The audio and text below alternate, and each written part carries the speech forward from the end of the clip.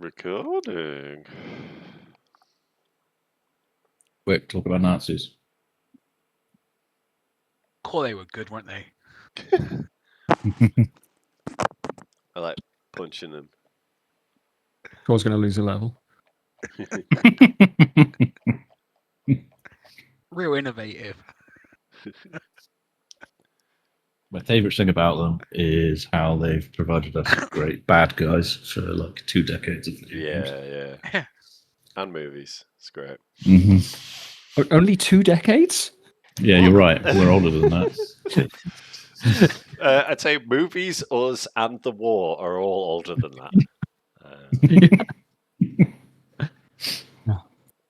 I watched Alan Moore the other day talking about writing V for Vendetta and how, like, obvious, you know, he was saying, oh, look, doing it in his Northumberland accent and saying, well, I'm a third generation anti-fascist, so obviously I hate the Nazis, but, you know, and talking about how he didn't want V for Vendetta to be, you know, the Nazis all had monocles and public, you know, posh academy fencing scars.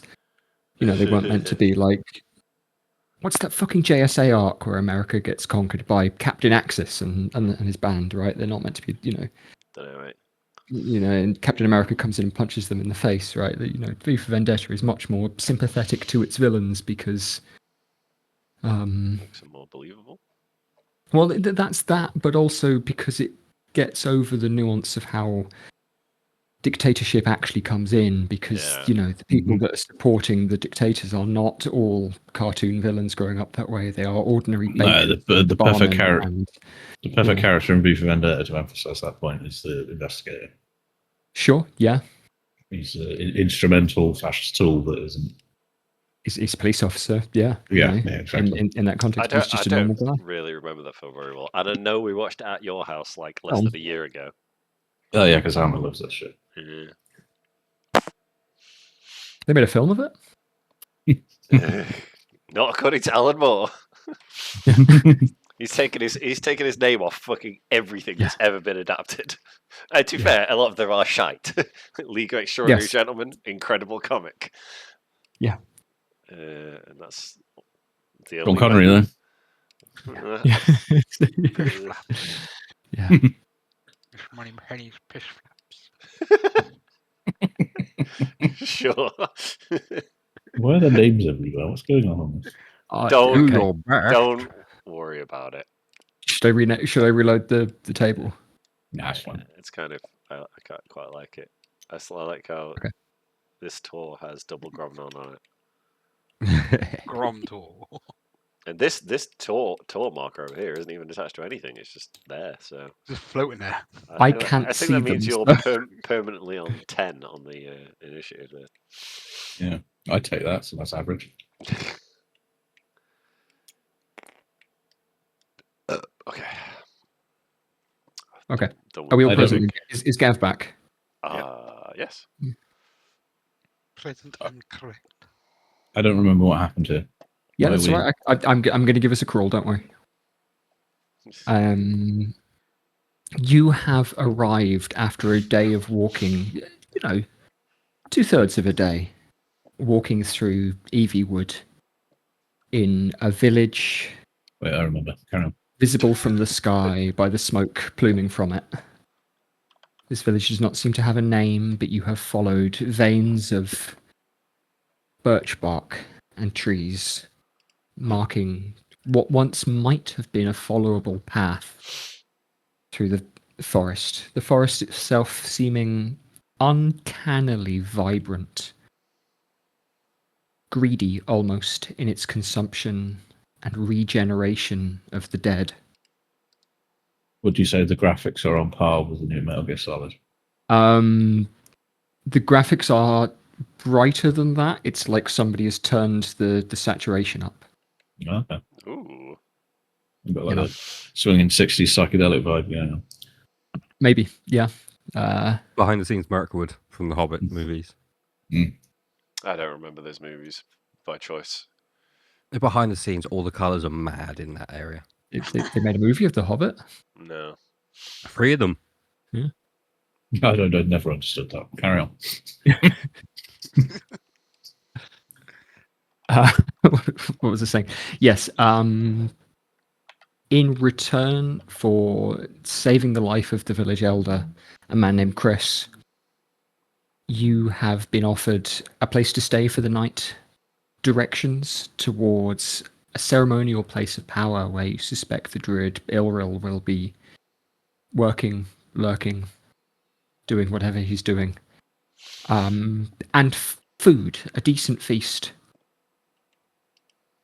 The afternoon has passed comfortably, not quite long enough for a long rest, but those of you who want short rests can absolutely take yourselves through it. Roll the hit dice. No. One day. Some spells back. Yeah, carry on. I'll update me. And the night gradually has crept in. Among the trees, the transition from bright summer's daylight to thick, treacle-like night is fast. The shadows lengthen across the clearing where the village is, and as the sun dips, so does the temperature, so does the light level. And even those of you with native dark vision find yourselves rubbing your eyes, struggling to peer in to the trees where they close up. The locals travel around their clearing, lighting torches at the edges, setting the large fire outside Chris's longhouse. And the red markers which I've put on the table represent those fires. Okay. Is that your hit points, Gav? Yeah. Cool. Excellent. Thank you. Oh wait, yeah, I was hurt. What fucking? Yes, sorry, Karen. Yeah, do so. Yeah, Yes, absolutely. yes. Yeah.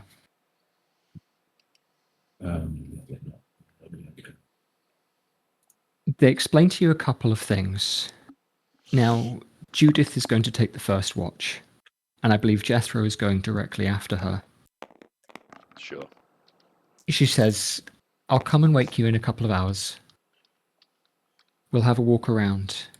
If any of these torches at the edge of the clearing are out, don't approach them by yourself. Wait till someone else is awake, so that the two of you can go together. One person holds the lamp, the other one sets the flame. This big fire in the middle, however, don't let that go out. That must not be allowed to go out. Okay. That's everything we have here, this big fire. I have If that goes, a tinder box. there's a decent pile of logs. Peace. The locals have been taking their time to stack logs. They've brought some Decent. seasoned ones outside of a storage shed. And all of you have the kind of fieldcraft experience to, estimate that it should be able to keep the fire going through the night, so long as nothing comes and really upsets it all. Before I go sleep, I would like to go around and cast Control Flame, Increase Brightness 1 hour. Okay. On each one of them. Yeah, to all of them Yeah. and the big one. Okay. Yeah, brilliant. Yeah. And what does that do? That just increase the radius of the bright light? Yeah. Okay. Doubles. Doubles it. Excellent. Okie dokie. So Now- that means that, each of those torches now will cast bright light as far as the buildings and, as far as the longhouse.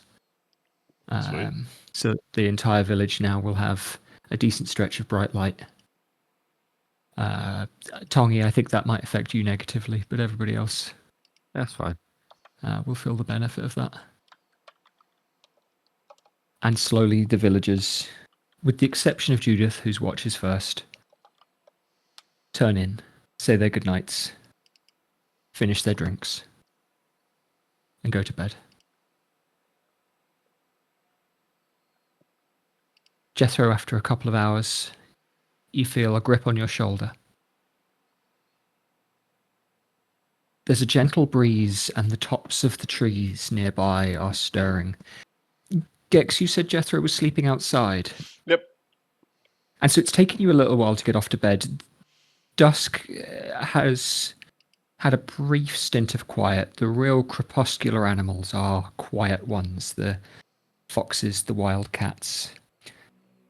The chorus of birds has died down. But now that it's night, the nocturnal braying. Ooh, I can only actually do it to 3 at once. Okay. Would you like to pick which ones then, Vic? We'll go the 2 on the side and the Okay. 1 in the center. Okay, cool. I'm going to change the color on them slightly so that we all know that. Only lasts for like an hour, so it'd be out before. Okay, yeah, let's not bother then. Okay. Because you drove for the attack time, last month. Yeah, you all know it. I'm not going to spoil it for you. I'm just setting the scene with this crawl. The same squawking, screaming, regular bellow, same clattering and footfall. The occasional yelp of something eating something else punctures through the night. The torches lick the edges of the trees.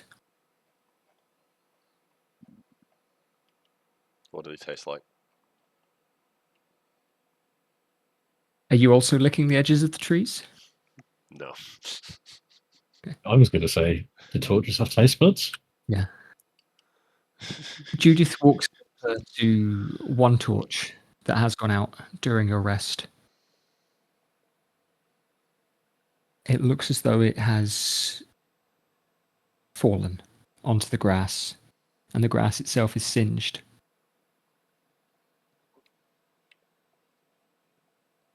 She holds the lamp. Pardon me, okay. She holds the lantern, and as you watch, the flame within the lamp dances. The shadows within the trees dance to match. Jethro's passive perception's not bad, Sorry. and you're sure you see something move. Maybe even the shape of an arm or a shoulder. And then you look again when the light trickles back that way, and you can't make it out at all what you might have seen. But you're able to reset the torch. And Judith lets you into bed. Crikey. With her? Sorry, yeah, no, Judith takes you back to her heart and she goes to bed. So, Didn't even roll for that. Sheesh. yeah. I don't know. Someone is eager for the monk. Yeah. What's my passive muscle size? Or something. I don't know. Okay, cool. passive Yeah, power. yeah. Like I said, I'm just Check, bedroll outside the building. Yeah. Comfortable sleeping Absolutely. outdoors. You'll recall the order of things. So your job is to wake Tongi in a couple of hours, and then when Tongi's watch is over, his job is to wake Martin. Hi. I will do so. Walking around the village, you've kept watch over a few camps in your time. You were doing it before you met Obadiah or Tor or poor Titus. Rip. Nah, fuck that guy. Yeah, fuck that guy. And you know the drill. You know what to look for. You know what to listen for. Nothing comes your way. Nothing disturbs your light. Your watch passes uneventfully. Sweet.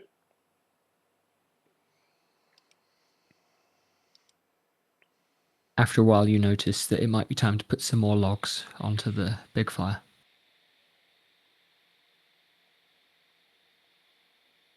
But other than that, things pass gently until it's time to wake Tongi.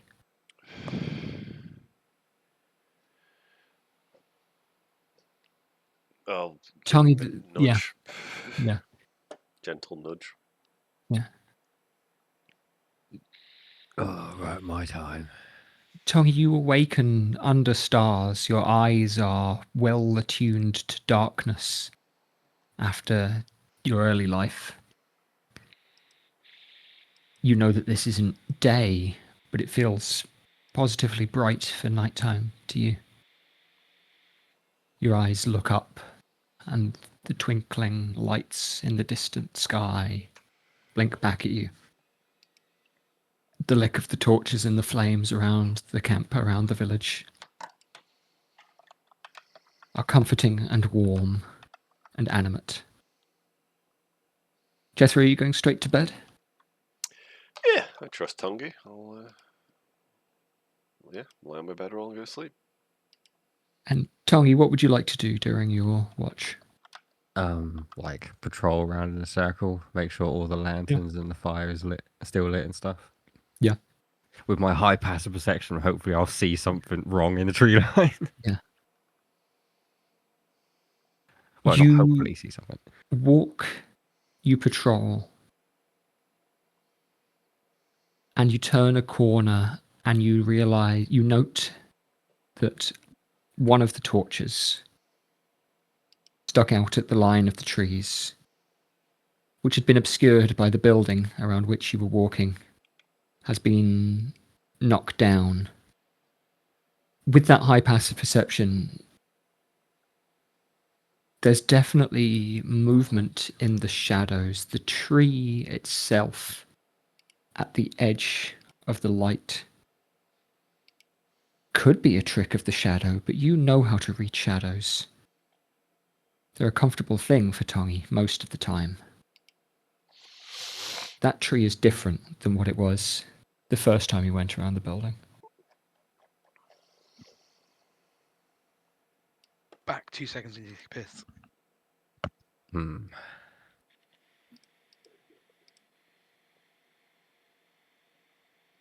Well, Tongi didn't actually hear Judith say do it in pairs, so he doesn't know that. She'll have explained it to everybody. Okay. Yeah, so I will rule that definitely. Wait, so It is what? up to you whether you do it. Watch in pairs. Light the torches in pairs. Don't walk out of the light by yourself. Was the kind of guidance that you got Okay. from the walkers. Keep the main fire lit, but if one of the torches at the edge of the light goes out, make sure you take someone with you. So Okay. one person can hold the lantern, Fair enough. and one person can light the torch. How far through my watches? You're about halfway through now at this point. Halfway. You'll need another hour, maybe another 40 minutes before you wake Martin. All right. You can give me an insight check as well. Oh, an inside check. Yeah.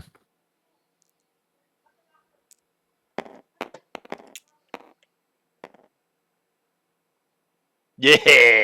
Hey, and There he plus is. 5, so that's 25. 25 total. Okay. Martin from the get-go had been shirty with you all. He'd been reticent to let you into the village to begin with.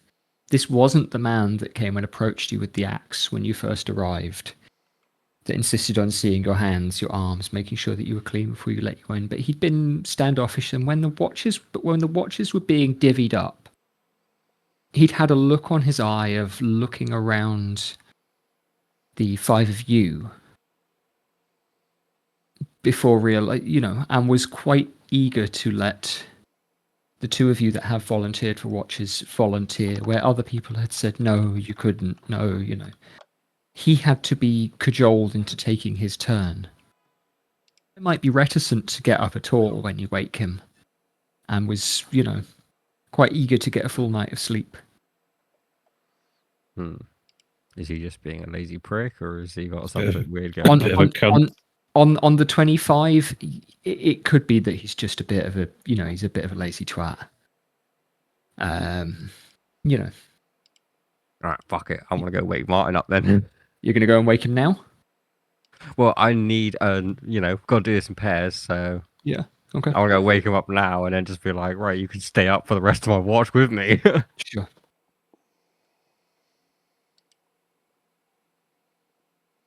Yeah, I'll go and nudge him and wake and let him know that one of the torches is out and I need him to keep an eye while I relight it.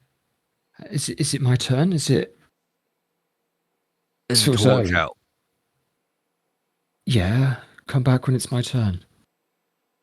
I need you to watch while I light it.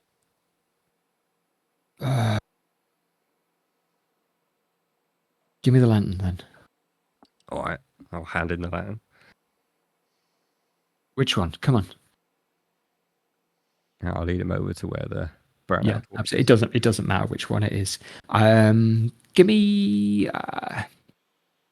Yeah, as you approach, this lantern is out. Now you were looking at the trees before.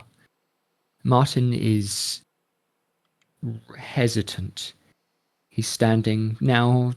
The lantern that he's carrying will cast bright light in a 20-foot radius, same as the torches themselves. He walks so that he's confident that there's bright light on the torch itself, but isn't willing to get much closer. That's fine, because I can... I mean, you said the torch is on the ground, didn't you? So I'm going to have to stand it back up. The torch that you have approached... Now, give me a perception check, I think. I'll give you... Yeah, I think that's the one for you, yeah. Perception. That's a 16. 16. This one is not knocked down. It is simply out. Let me actually double check the DC on this. 200.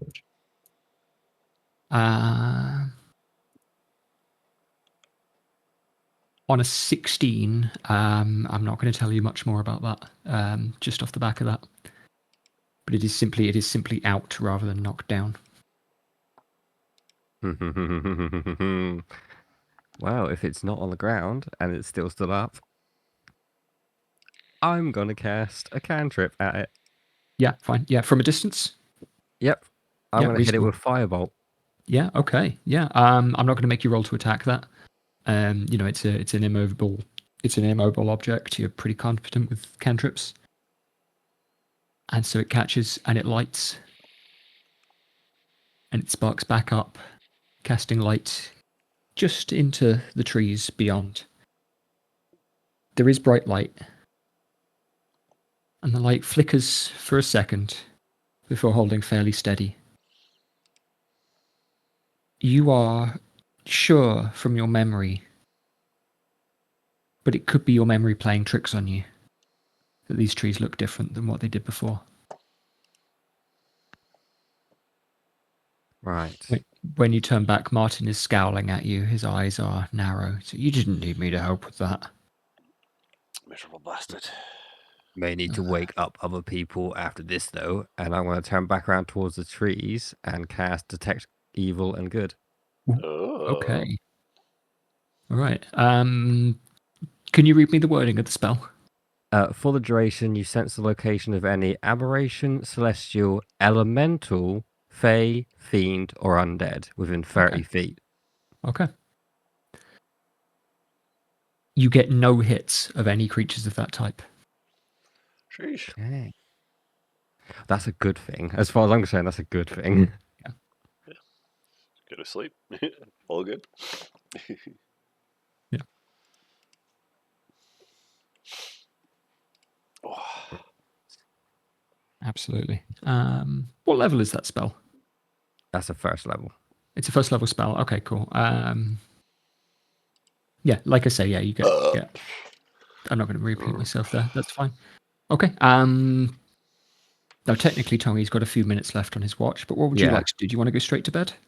Well, no, I'm going to continue like the rest of my watch, but basically staying where this torch is, just staring at the tree line. Okay. Martin is going to berate you for a moment. He's a bit confused. So what? Go back to bed then. You know, if it's my watch, you go to bed. We need everybody. I can sleep here. Not standing up, you can't, you daft twat. Go back by the big fire. I'm just gonna like go over to the nearest building to where that torch is and just sit down and lean against the wall.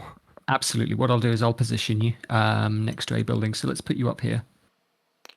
And it's Martin's watch, so...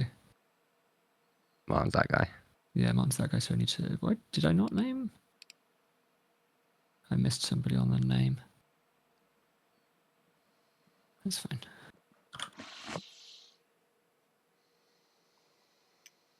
Martin is out and he's on watch. Is your intent to stay awake? I might like stay awake for like 10, 15 minutes into Martin's watch, and then Tongi might just doze off naturally. No problem. Okie dokie. What I'm going to do, I'm going to make a quick roll.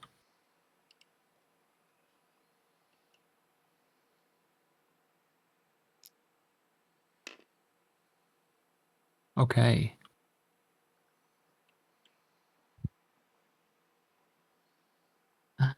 Give me... And what are you watching for? Talk to me about it.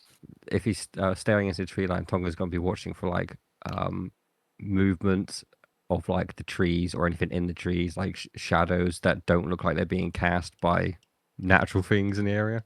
No problem. Okie dokie. And one more question. Then. What is Tongi's passive perception? Remind me. 23. It's pretty good. Isn't it? 23. Okay. Before your eyes close, it takes, a minute or so to walk around the camp. But after a bit, you notice that Martin hasn't returned, hasn't completed his round. After his, he's done it a couple of times, and then eventually, before your eyes fully closed, he hasn't come back. Rip. That ain't good. Quickly do a perimeter check and see if there's any torches not lit again. You're going to have a little walk around? Yeah. Yeah. The torches themselves are all lit. With that high perception roll, you will notice that the lantern is set down next to Martin's hut. I'm gonna go inside, go check inside his hut and see if he's just gone to sleep. He has sat back down inside, so he's in a chair inside his hut, but asleep. I can tell that he's actually asleep. He is breathing. His stomach is lifting and falling, but his eyes are closed. His head is down on his chest. Is he sat in a chair? You say he's sat in a chair? He's sat upright in a chair. There is a cup of water on the table in front of him.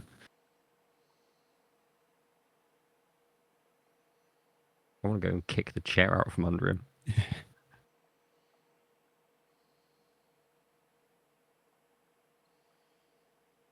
Absolutely. So I'm going to move Tongi again on the board back to Martin's hut.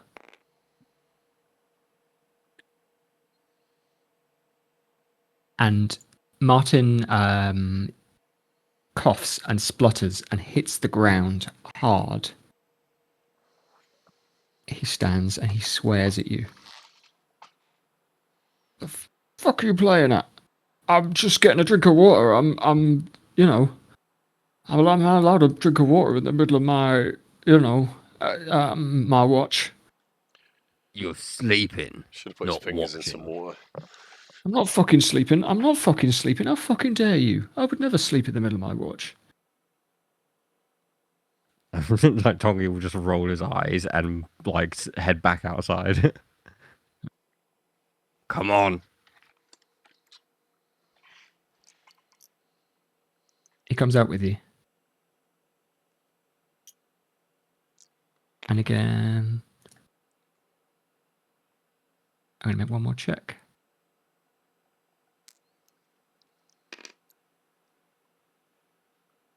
Immediately on turning the corner, this torch that you were watching is out. And this tree is several foot closer to where it used to be.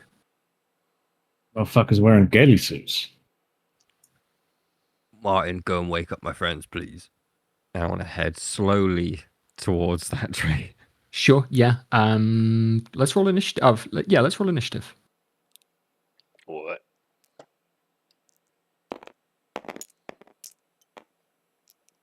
Villagers are going to go on a 10 count. Let me read that thing.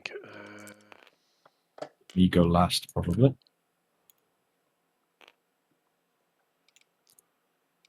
We got a 9.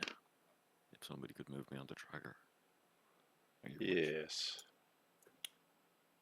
Oh, once for long rest. That's your 9.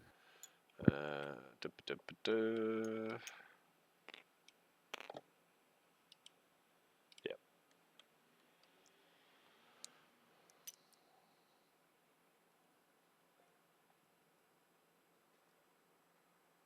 Wow. We've all Weird. rolled so low. Come on. Wait for yourself. I was about to say, I love how Jeffro is like the only one that's rolled over like 15. Doesn't matter that much from this show. Always get a turn. It doesn't really matter, yeah. Or Most of the time. yeah, only matters if all the bad guys go first and can see you. Yes. And you clump together. Yeah. Fireball. Exactly. Chain lightning. I wouldn't put it past you to do such a thing. I'll see you.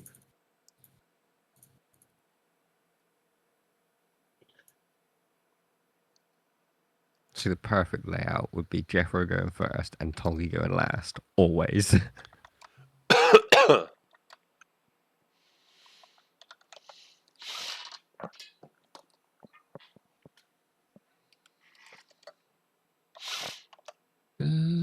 This one.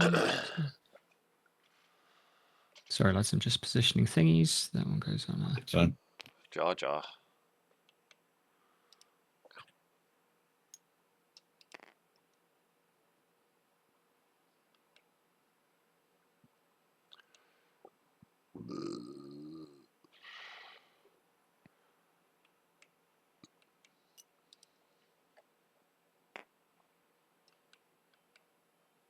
Oh dear. Okay.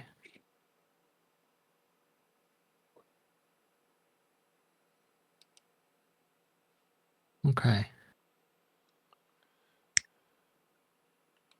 What I should have said, those of you who are not awake would have rolled with disadvantage. We won't do that this time.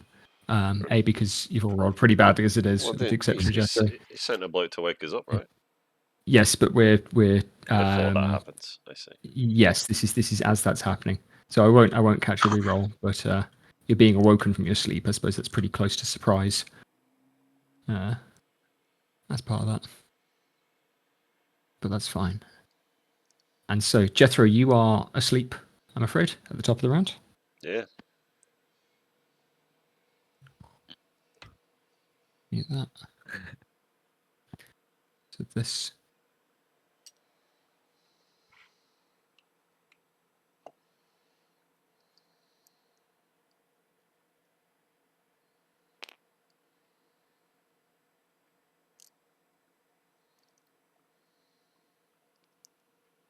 Is crossing the grass.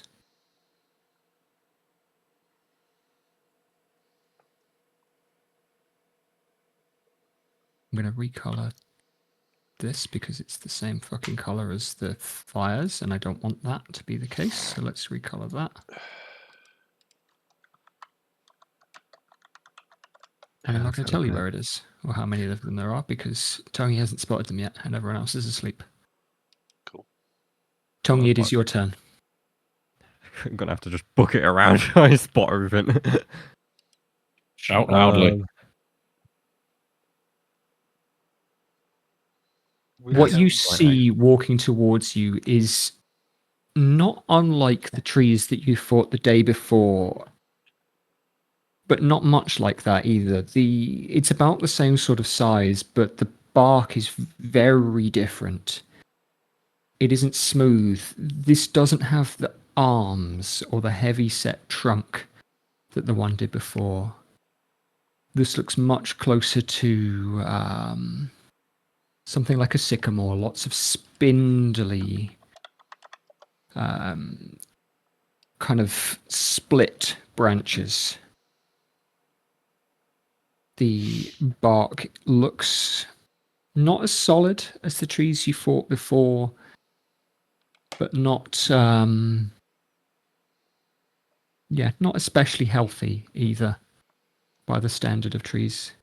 Something ancient and dead instead.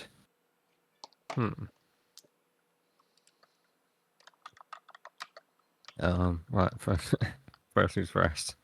I mean, I know I told Martin to like wake my friends up. but this thing immediately started walking towards me, so I'm going to shout. Yeah. We got It's trees moving out here. okay. Does Tongi have anything to make himself especially loud? I can use thaumaturgy. You can use thaumaturgy, in which case, I won't require a roll for that if you'd like to Objection, do that. leading the witness. Yeah.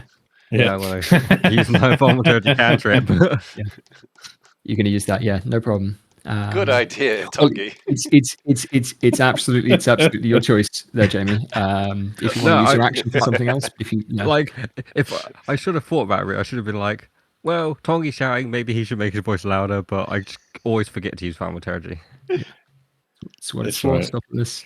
It's funnier. So to give you the choice, that is an action to cast. Otherwise, it won't take an action to just speak and shout. But I'd get a roll to see who hears you. If that makes sense.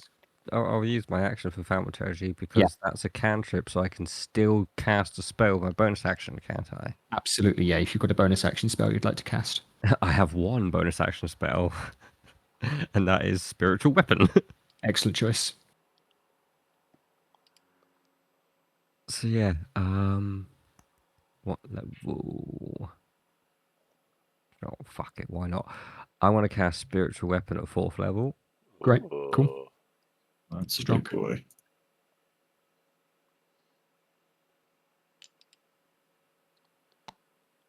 Grab a token. But not bad. Yeah. And similar to what I did before with the Grove card. Give you a little concentration. Yeah. Oh yeah, my concentration. I keep forgetting about that. That's right. It's gonna take the form of a woodcutter's axe, but the blade is on fire. Hell Neat. Okay, rad. Yeah. That won't affect the kind of damage that it does, but it's yeah, pretty no, rad. it's just it's just roleplay flavor, Yeah, absolutely. So that's attack roll, isn't it? Yeah. Spell attack roll. Yeah.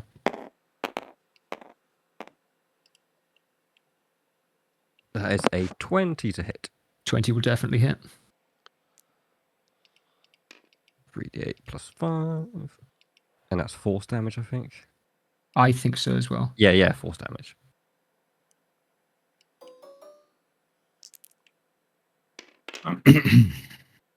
So that's 16 force damage.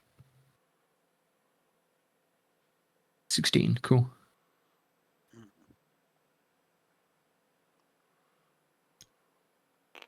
I'm also going to step over here slightly. Step away from mine, basically. Yeah, great. Okay. No problem. Anything else for Tongi's turn? No. That's it. Action, bonus action, movement, yeah. Okay. The rest of you awaken. And I'm going to take a couple of other things. I'm going to leave that one on the board. But I'm going to position a couple of other things on the board. Oh, bloody hell. It's lucky that I shouted. Yep.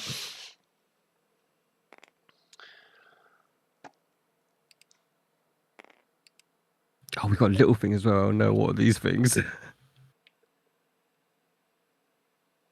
war, people. So I'm going to reposition them. Get these in. This way. Come on.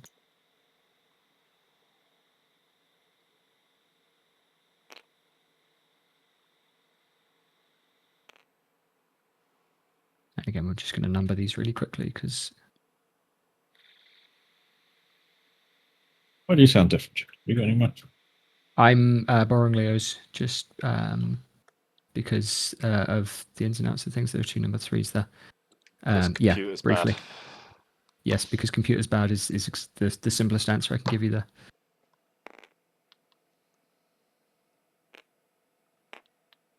Well, this microphone is much clearer than the one you have. Yeah. I already said he sounds lovely. In the game and in real life. Yeah. Nah, not the second one. He's got auto tune on. In real life. Sure. Martin is going to run to here, and he's going to take the lantern from the bottom, from the step by his bunk, and he is going to take from it. Tony, you can see in the corner of your eyes, and all of you now across the camp will hear, although you have been awoken by Tony's shout, a whistle blowing. Martin has taken a metal whistle from the bottom of the lamp and is blowing it loudly.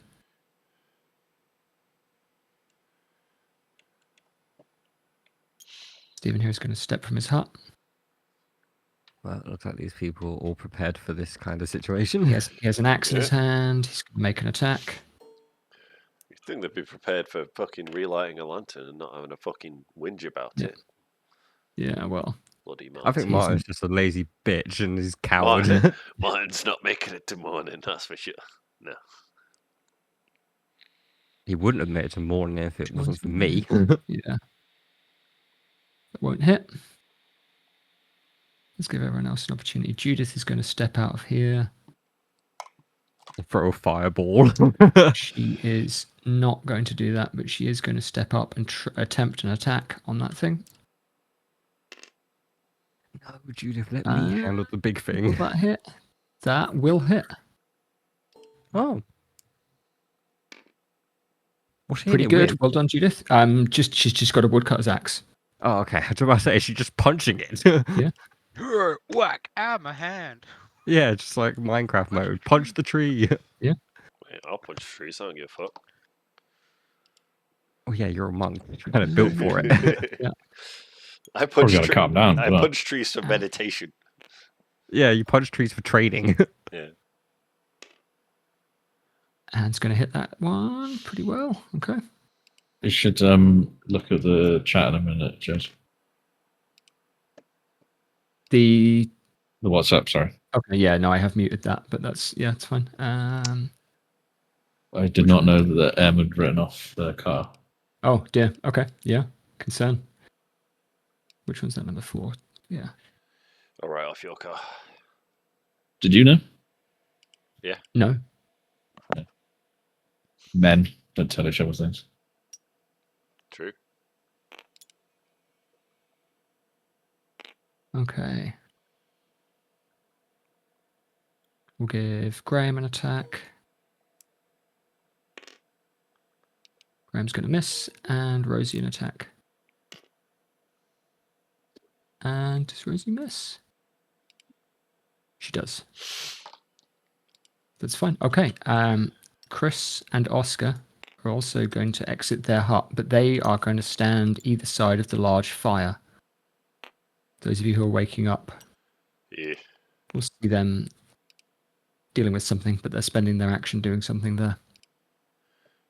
Bastards. It is Obadiah's turn. All right. I was sleeping outside, on my sleeping mat in Milan's tiny hut. Yep. So assuming I hear things, I will. You've definitely been awoken, yep. Get up, Yep. yeah, and just check out what's around me. So Oh, I've got goodness. Yeah, okay. That is, yeah. some folks here, and then some twiggly things in light. These purples up here, Yeah. they are now. Obadiah didn't go onto the ship that had been sailing up the river, but you did see the one that made it all the way up to Mazenhall. Yeah. And you will recall it being wrapped in ivy-like vines. Uh-oh. And what you Yes. see here are humanoid forms that are very much the same. They have been wrapped in root or ivy or... Do you remember the scene in Annihilation where they go into the village and it's like the people have been taken over by... or have you ever... Do you know what kudzu is? Is it grim? I'll find some pictures of kudzu in effect in places like Appalachia, and I'll put them in the I have a Discord. request, Jed. You just reminded me. Your description of the deer dying last week gave me a nightmare. Okay, cool. So don't do that again. Oh, no. Yeah, she could do. Yeah, okay, I get you. Very cool.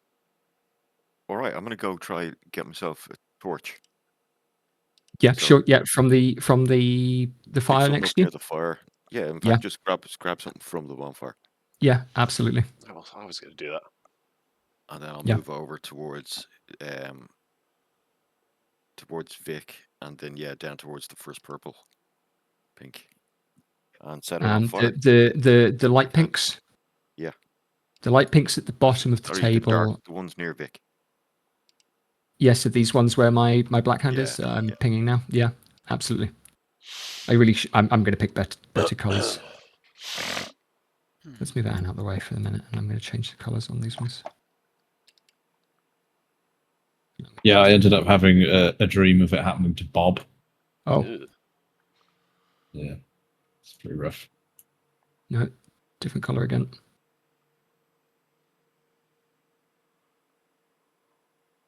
Of him just being Pink, completely dark eaten blue. by Forest. It was the rapid decaying death decay thing. Like a really Okay. vivid dream of that. My fucking Yeah. cat. It was weird. Yeah. Like Anyway, time lapse decay. yeah, it's pretty weird.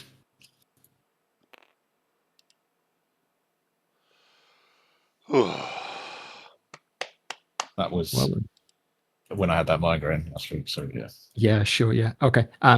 So Gav, you're able to pick up a bit of fire, and how close would you like to move to these? As close as I can to one of them. Yeah, so what's your movement? 30 feet?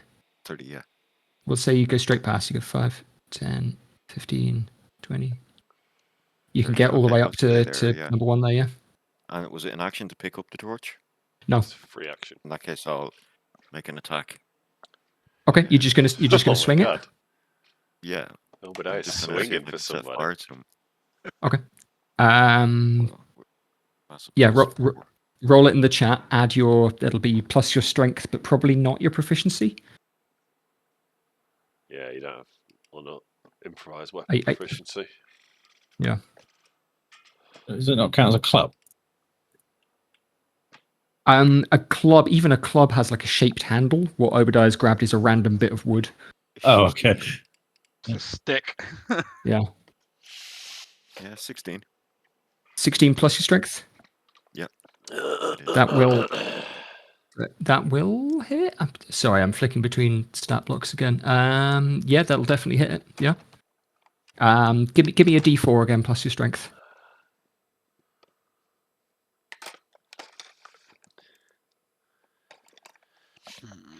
I think I also checked, and hitting someone with a torch does 1 fire damage as well. So Yeah. Take out the slash. Fucking goddamn it, I just did that. Brain melts. 3 points Okay. damage. You don't have any strength modifier, do you? No. I am going to give you a point of fire damage on top of that. So that's fine. And it smashes and it kind of collides with the thing. But the fire doesn't catch, it doesn't take. You can give me... No, I'm not going to invite a check just off the back of that, but Okay. yeah. That'll be me then. Yeah. I have to do something else next turn. Nothing else for Obadiah's turn? No. Okay, no problem. It is Divine Blight's turn. And this one that you've just hit with a stick is going to turn and look at you. And it's going to swing its vine. It's going to reach out and grasp at you. I think that'll hit. What's your AC? 15.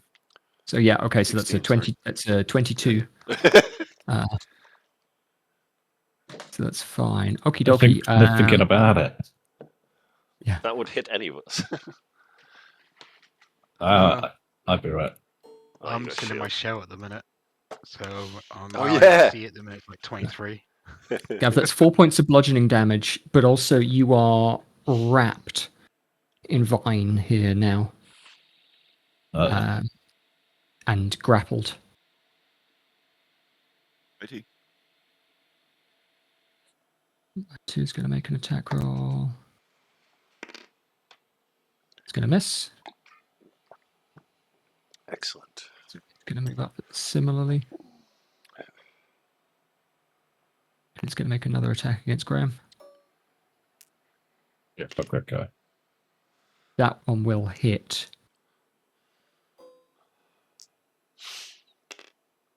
And Graham is similarly kind of wrapped in branches.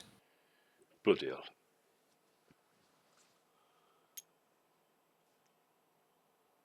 And this one is going to make an attack against Rosie. It's going to miss. Took my light on. Okay. No problem. After that, then it is Tor's turn. Right. Well, bonus action will be emerge from shell. Okay. I can equip my shield again for free, can't I? I want to make certain on this. Sorry. Because Equipping I is a think free equipping action, weapon isn't is it? free action. so at least in the previous rules, donning a shield did take a resource cost. If you explicitly didn't have it at the start of the thing, at the start of the But it's like the turn. next to me. It's just Yeah, absolutely. he's asleep. So, but yeah, like if it's not an action, It's a utilize action to don and doff. Yeah. 219. Seems Armor. to be an action. You could It's an equip action, then you don't could worry equip for a the minute. weapon as part of your attack action. Yeah. But shield seems to be an action.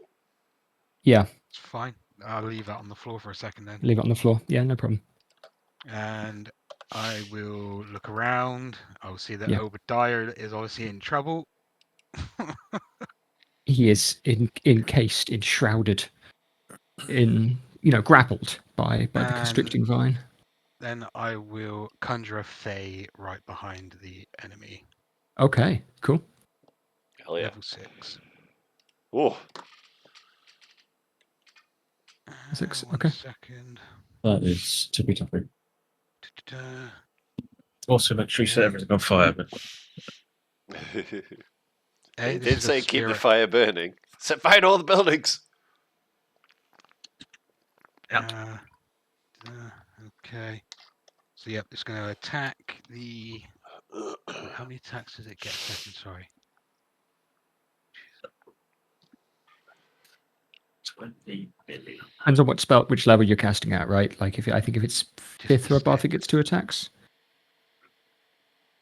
No, I think it's changed now. Okay. Don't think it gets 2 attacks. Fey creature, choose one. Uh, This when the spirit appears, makes one. Summon Fey you're attack. casting, isn't it? Yeah. Yeah, it's just one. Conjure Fey. Okay, so I'm going to attack the one that's attacking Obadiah. Okay, no problem. What's that? That is my spell cast. Is it my? Yes, my spell attack plus. I think it's a spell modifier. Sorry. One It just second. says plus spell 9 modifier for on your damage. character sheet. It says plus 9. So it's going to be attack. So it makes a number of attacks equal to half the spell's level round down. So if you cast it at 4th level, it gets 2 attacks. No, Okay. that's the summon Fey. This is conjure Fey. Oh, Conjure Fey. Okay. So It's Conjure level Fey is quite 6. different. Yeah. Cool. Yeah. Okay. That is not great. 17. 17 will hit those things. Yeah, absolutely. And that is psychic damage. 3d12. What one's Roll a it. d12? Yeah. There was a d12 there, aren't they? And it causes the frightened condition. Oh, that's pretty cool. Yep. Frightened of me and the Fey. Pretty ugly Fey. Cool. 16 plus 8. 21 24. plus 5, so that's 26. Oh, that's a 6, yeah. 26. Yeah, that'll kill this thing outright. Hell yeah, brother. No, you don't need to fucking Get off attack. of a wizard. And Like Obadiah, a you are no longer grappled. Oh, cool. Okay. Sweet as a nut. I'm gonna run down for a smoke. If I'm not back, I'll just fucking blight one of them and take cover. Reasonable. So Tor, that is your bonus action, your action. My Anything go. else for you? No, that's me done now. I think. No problem. For that, Okay. I'm not going to move for the second because I've got Yeah. view of a lot. Make me an animal handling check. +9.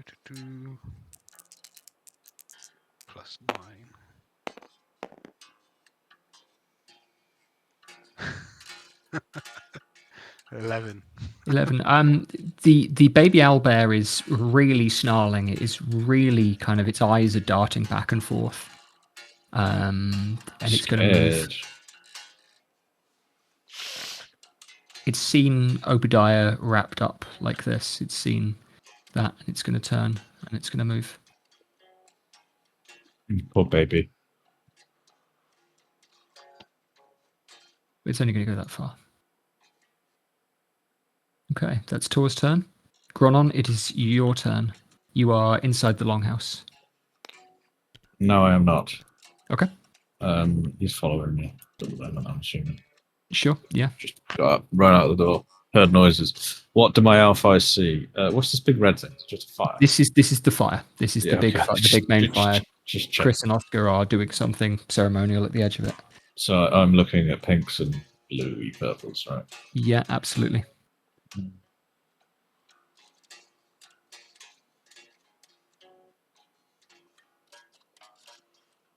gonna chuck a fire orb at TB1, the big Okay. blue thing. Next. Yeah, okay. So yes. So that's, yeah, like a big walking tree. Cool. Third level. It's the roll. It's a great roll. Stand by. Yeah, with a 1 there. Stand I by. think that'll miss. I'm going to use Favored by the Gods. Yeah, fine. Good choice. That's better. It's much better. Okay. I think I was genuinely just favored by the gods. Yeah, dice gods came in your favor. Absolutely. Are we doing spell crits? Uh, I know. yeah, why Perkins crits. I don't know if you want it or not. Why not? Let's spell crit it. Any objections to that, gang? Oh no. Right, so max damage and then roll again. Okay, so that's a 4th level. Was that Perkins crits then? That's yeah. Perkins crit is max damage and then you roll again. 68. So, yeah.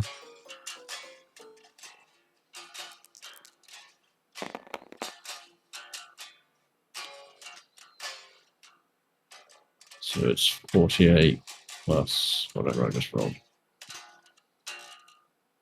66. Yeah, 66. Yep. 66 fire damage. Absolutely brilliant into TB1.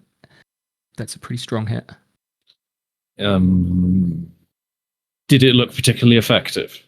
Not in the same way that the trees you fought the previous day were. Okay. It definitely hits hard. You've hit it square in what, like a hollow in the bark. And so it lights from the inside and flame spills out of other gaps in the bark. But it does not take. This thing does not catch fire in the same way that things you saw the day before. That's me. Nothing else for Gronon's turn? No. So would you like to use your bonus action to give Cyric the Lucrotta any instruction? Guard. Okay. I'm going to, I don't know. Who do I want to say? Who's the guy who's been really nice to us? Chris. Chris, yeah. Yeah, I'm going to point at Chris and say, guard. I don't know sure if he's going to understand it or not, because I've not taught him this, but just going to do it. Yeah, you're pointing at Chris, and Cyric can move to be in a more protective position there. Okay. Nothing else for Gronon? Nope. Okay. Jethro, then, it is your turn. Oh, I got this big bastard right in front. What are these little purple boys? They're also They enemies. They are also kind of personal sized. Where the kind of bright purples at the top of the map, or on your map, are covered in vines and ivy. These ones are a little thicker, a little more branch-like, a little stronger. They look thorned, like bramble people. All I can think of is a Mastodon song called Colony of Birchmen. Beware the Birchmen. I'm going to throw my spear at the big lad. Okay. That is 20, I believe. With the spear. 20 will hit that guy. Yeah. Cool, and it's D10 plus 2D8, I recall. Wait, is that... Oh, fucking hell, I can never tell which one's the D10. I should change its colour. That one. No, that's D8. Fuck! I'm going to change its colour in a minute. 18 plus, I always forget, 9? Oh yeah, 27 damage on the spear for that guy. That's 2d10s and a d8. Ah, for fuck's sake. Root. Oh, yeah. Swap the 4 out. Yeah. Yeah, middle one's a D10. See? I need to change the colour in a second. Ah, yeah. Okay. Was that a roll? Sure. 21. 21 points of damage onto that one. Brilliant. Okie dokie.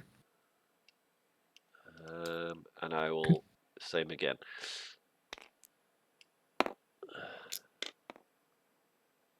That's more. That'll so hit. Yeah, that'll hit. Yeah.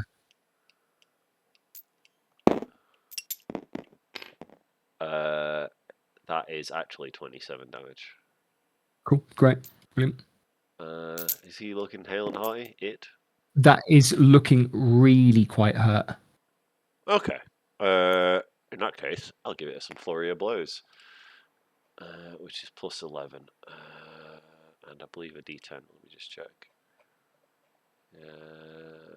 No, it isn't. Yeah, D10 plus 7 now. Cool. Flurry of blows. Pummel it. Yep. D10.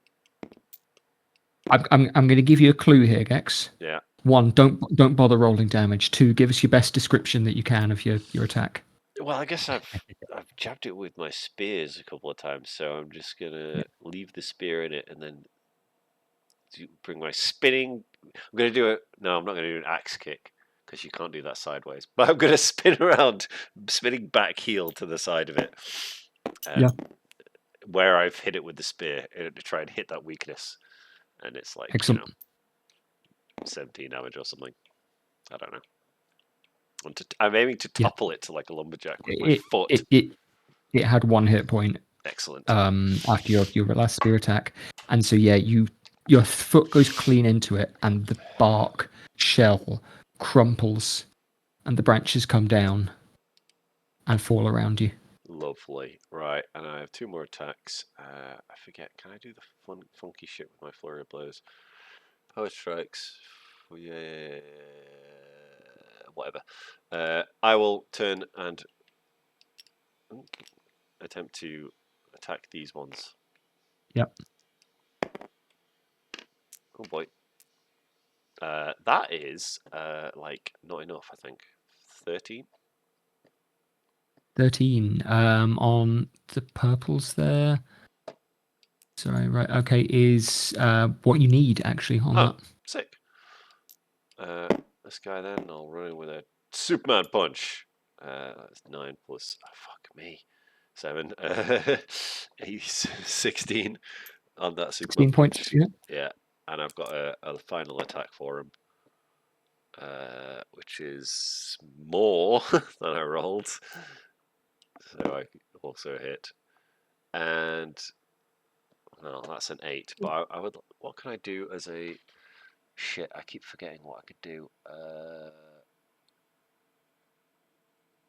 Deflect attack, redirect attack, slow fall, tipsy sway, drunken technique.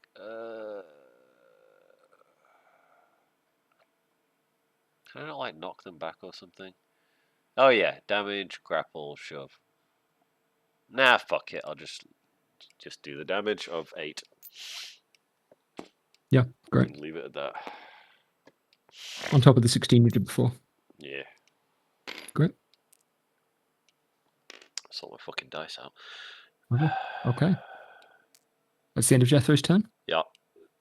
Okay.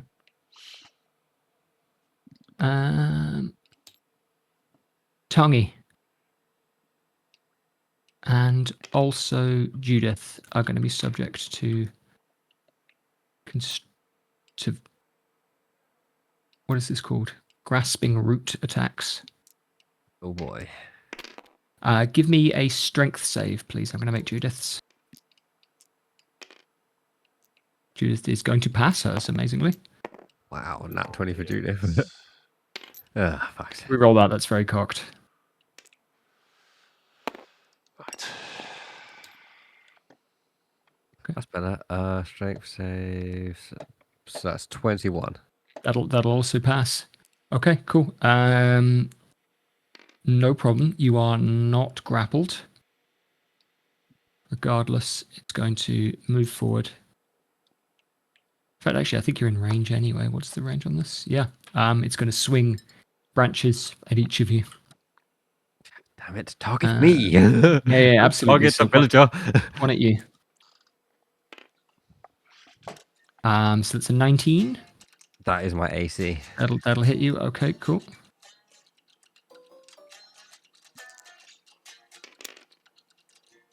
So that's 17 points of bludgeoning damage. Right, yeah. Can you make me a concentration check, please? Oh, yeah. What's the... It's 10, isn't it? The DC is just 10, yeah, and you'll roll with advantage because of Warcaster. I'm going to attack Judith as well.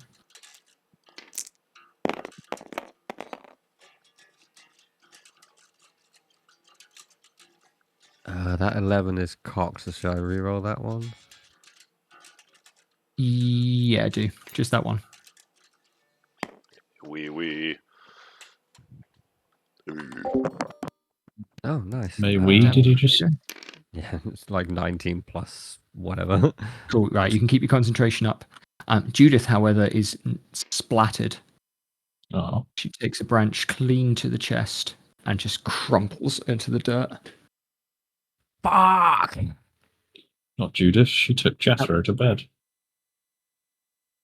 Where she hits the ground, the parts of the branch that strike her stay on her chest and begin to grow almost immediately. And I won't go into too much detail then, out of request there. So it's basically feeding on her. Fuck, I can't help her. The other tree blight is dead. So it's going to be the razor blight's turn. Now one of these has... It's because I changed the colour on it, isn't it? Yeah. No, it's because I moved them? No, yeah, there definitely should be another one, so I'm going to just clone that in.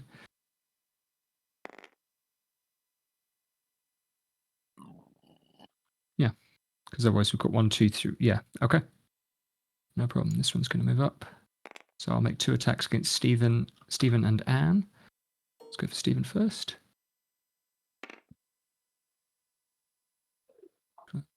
Yeah, that'll hit him. And another attack against him. Okay, so 2 hits on Stephen. No, not Stephen. I'm just imagining Steven Seagal, so I don't like him. Yeah, fuck that guy. Yeah. Okay, he's not dead. We'll make 2 attacks against Anne. They're both definitely going to hit. Now, you watch these people, similarly to how Obadiah was hit. They are wrapped the moment that they are hit by the claws on these things. They are slashed and raked, but also wrapped in vine and leaf almost immediately. You fucking dead tree. Similarly, Jethro, you're going to have 2 attacks made against you. So we'll make 1. What? I think that will miss. And the other will also miss. That's fine. Okay. I am, however, gonna even get you. In which case, please make me a dex save. Okay. I think you're going to pass it. I don't think you can fail this one, to be honest. But Dex save. That was an aggressive dice roll. How do I save? you will have your saving throws. I'm looking at Tongi's sheet. I was like, why is it +1? 17. 17 is a pass as you feel even where this thing is taking root into the ground where it hasn't moved in a moment, the ground around you moves and you're able to escape being enwrapped in vines. However, Anne and Stephen are not so lucky. They are unable to escape now the vines, and so they will take an additional couple of d8s each. Each of them screams and shrieks. You can see by the light of the torch that the vines coming from the ground are growing into their legs. This one is going to take a dash action. It's going to move.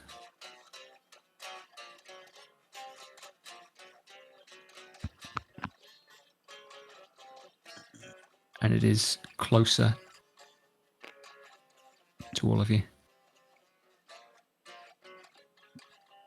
Tongi, it is your turn. Right. I'm gonna back up.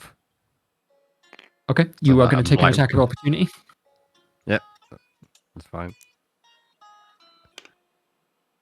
That's going to miss.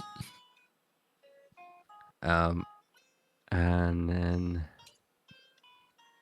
can I say something to Martin without it being an action? You can speak to Martin, yeah, absolutely. Yeah, you're not casting a spell or anything. Okay, I'm just gonna tell Martin like, don't go near this tree. Get to the bonfire.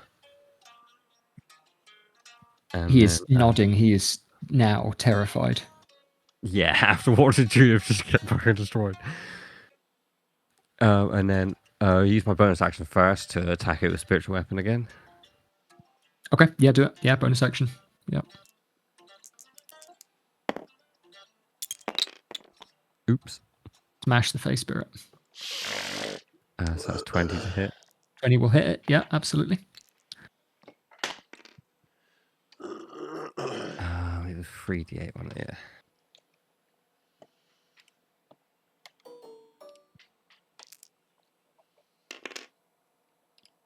So that's only 9 force damage.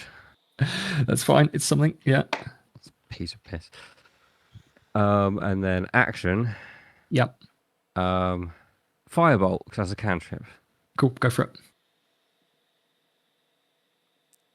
You don't need to cast a cantrip. You haven't cast a spell with your bonus action, in case that's what you're worrying Oh, wondering yeah. about. The spiritual weapon was just movement on it, yeah. Yeah. So that's, 23 to hit? That'll hit it. Yeah, absolutely. And this does a bit more damage.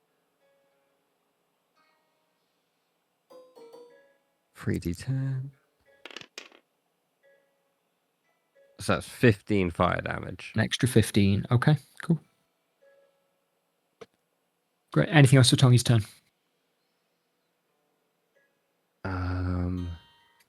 No, that's it. Okay, cool. Villager's turn. Martin is going to run.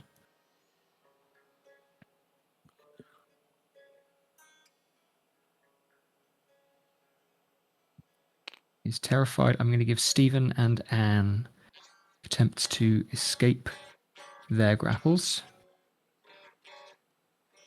Like all the villagers need to get around the bonfire and just let us deal with this. Stephen is going to be able to escape his grapple. And Anne is also going to be able to escape. Okay, so each of them is going to get an attack roll. Stephen is going to try and swing his axe. And he's going to miss. And Anne is also going to miss. So I'm going to give each of them a chance to move. But each of them are going to take attacks of opportunity against them. So let's roll.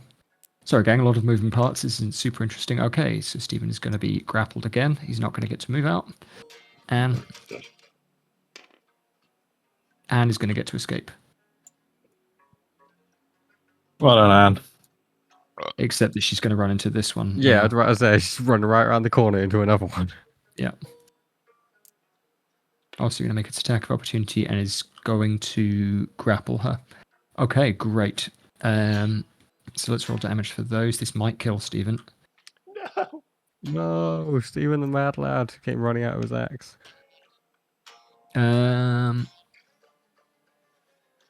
Not quite. but he's not looking super healthy. And Anne, yeah, she's dead. Oof. Okay. However, Oscar and Chris at the fire have been mumbling, have been chanting. It's taken them a turn to do this. Magic, yo.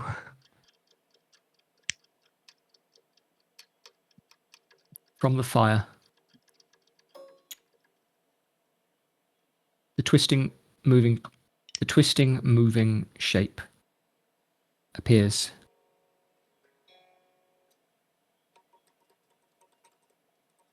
And bursts out. Dude. Oh my god.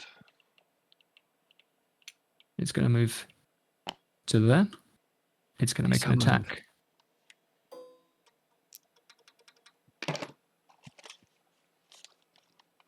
That'll get the attack on there. I don't have the proper fucking stat block for this thing. I summoned a fire dog. Woof woof.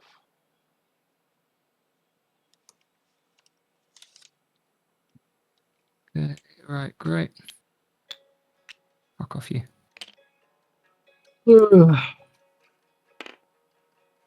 Great, cool. Okay.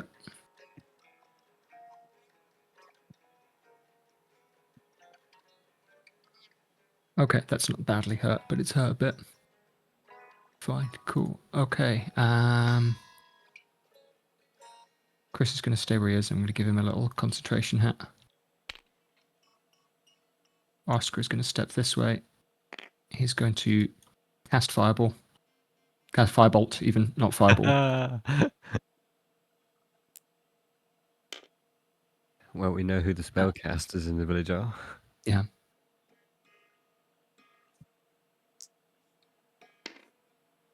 Okay, so number 2. That's, yeah.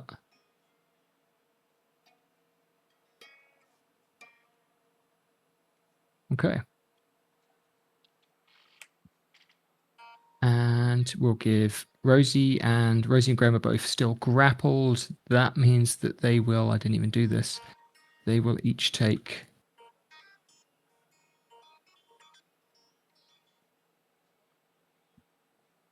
of damage each as well. Obadiah, you are not currently grappled, are you? No.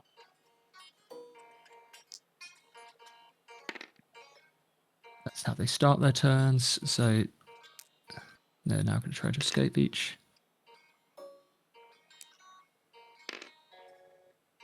And they're both going to fail. So they can still make attacks.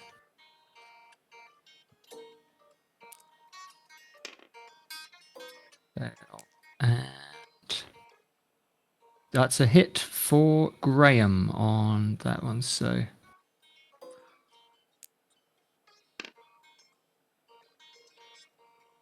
cool. Okay.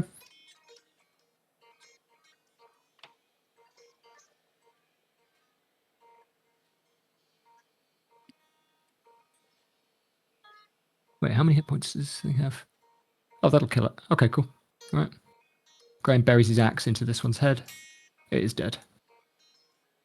Despite being grappled, and he's no longer grappled because he's able to escape. Okay, cool. Good for him. That is all of the villagers' turn. Obadiah, it is now your turn. What is the larger thing in front of me? This thing here is Tor's Yeah. Fey Spirit. Ah, Yeah. okay. So there are only 2 now of those light pinks, the Vine Blights. Okay, I'm going to take a step to my right towards the nearest green. Yep. And That make is a- Rosie. She is grappled. I'm going to guess this will not affect Rosie and cast Blight on the tree spirit. Absolutely. It gets a con save, is that right? A con save of 19. Cool. Let's give it a shot.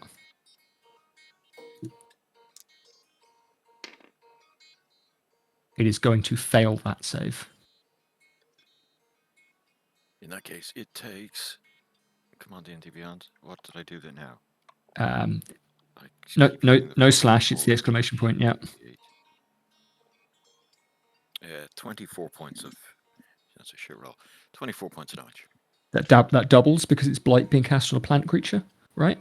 Yes, if it counts as a plant creature. It definitely does count as a plant creature. This thing just withers. Oh, sorry, no, it's just automatic. Or half as much. A plant creature automatically fails the save. So yeah. Oh, okay, right. I misread that. Okay, cool. Yeah, yeah, neat. It's still 24 hit points. Will shred these things. Yeah. And I'll just shout to Rosie, "Get back to the fire!" Yeah, she's pretty hurt, but she's not dead. Anything else for Obadiah? No, it's me. Okay. No sweat. Sorry, is- I will use one of my necromantic powers to gain hit points off that. Do it. And Grim Harvest, yeah. Yeah. This one is going to take a swing at Graham. The last one of those left alive. They're pretty dumb, these things.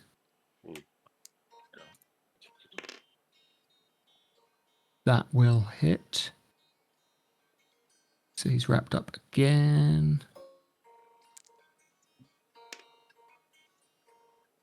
Ooh, that might kill Graham. Yep. Graham's also for dead. fuck's sake.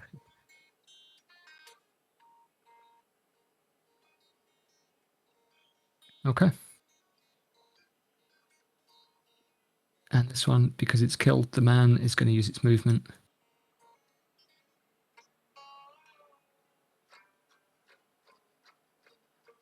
That's as far as it can go. Okay. Tor, it is your turn. Let him have it. Oh, okay. 10, 20, 30. Right, I'm going to use my bonus action to teleport him there. Okay. Yeah. Oh. There, I think. Was he there? 10, 20.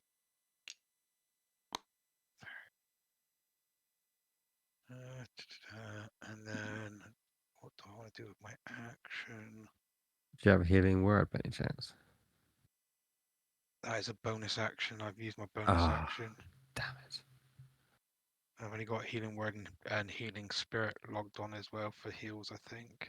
Let me see. I might have a cure wounds. I got cure wounds, but I need to get over to Stephen. I don't think I can reach him. No cure wounds. And I will use Thorn Whip then. Yeah, cool. On the plant one there, on that little Great. thing. Okay. Yeah, roll the attack.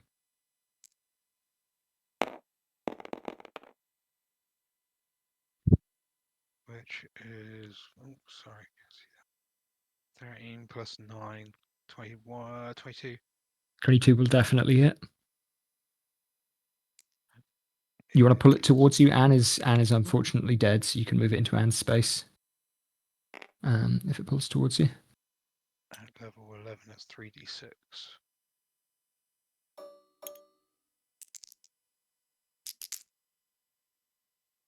Which is 7 damage.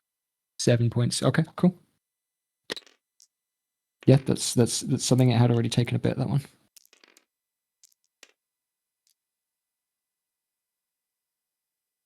That is my turn done. That's yeah. That does hurt it. 7 points of damage. It's, you see some kind of sap leaking from it. Nothing else on Tor's turn? No, that's his action, bonus action done. Great. I was thinking Okay. about trying to speak Sleven to him, but fuck him. Slaven. Yeah. Sleven. Sylvan, yeah. Grom, it is your turn.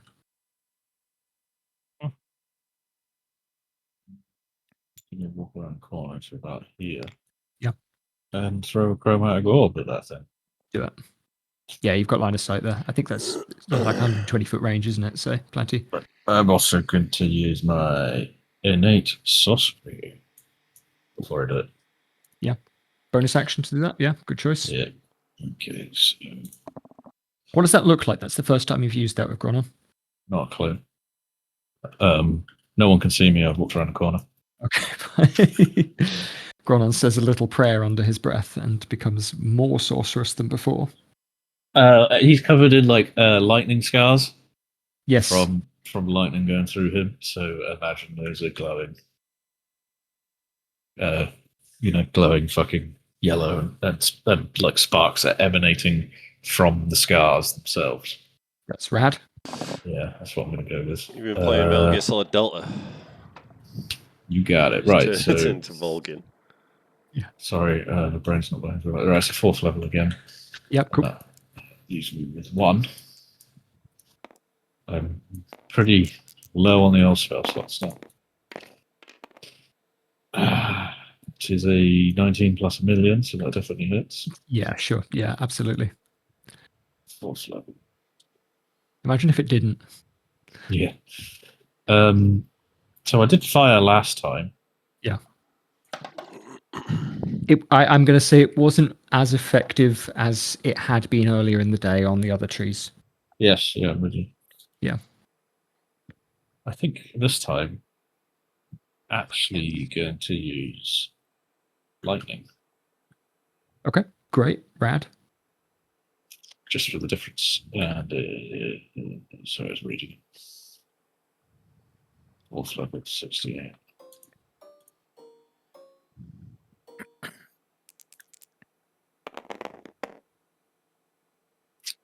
It's pretty good. 35. Pretty strong, yeah. I'm going to take that as well. Yeah. Lovely. Excellent. Okay. Anything else for Gron? You've used your bonus action. You've used your action? Nope. Okay. Boner action. Baby Cyric is defending Chris. Yep. Okay. I don't exactly need to move, do I? That's No. it. Absolutely. In which case, it is the top of the round. Jethro, it is your turn. Well, let me just read something. Sorry, I should have done that a minute ago. Yeah, how dare you? Is it? Yeah. Only 5 feet. Never mind. All right, I'll just fucking stab this mofo next to me. Well, I was going to push him into a fire, but I can't push him far. Oh, that is okay. That's not a edge. Why don't you grapple him into the fire? That's pretty badass. I could, but I'm not going to. 22. 22 will hit it. Yeah. With me spear. Those are D6s. What am I doing? It's a bit like that. I forgot what the D8s look like now. Fuck's sake. They've got an 8 on them. That's a roll. 2, 9, 10, 11 plus, fuck me.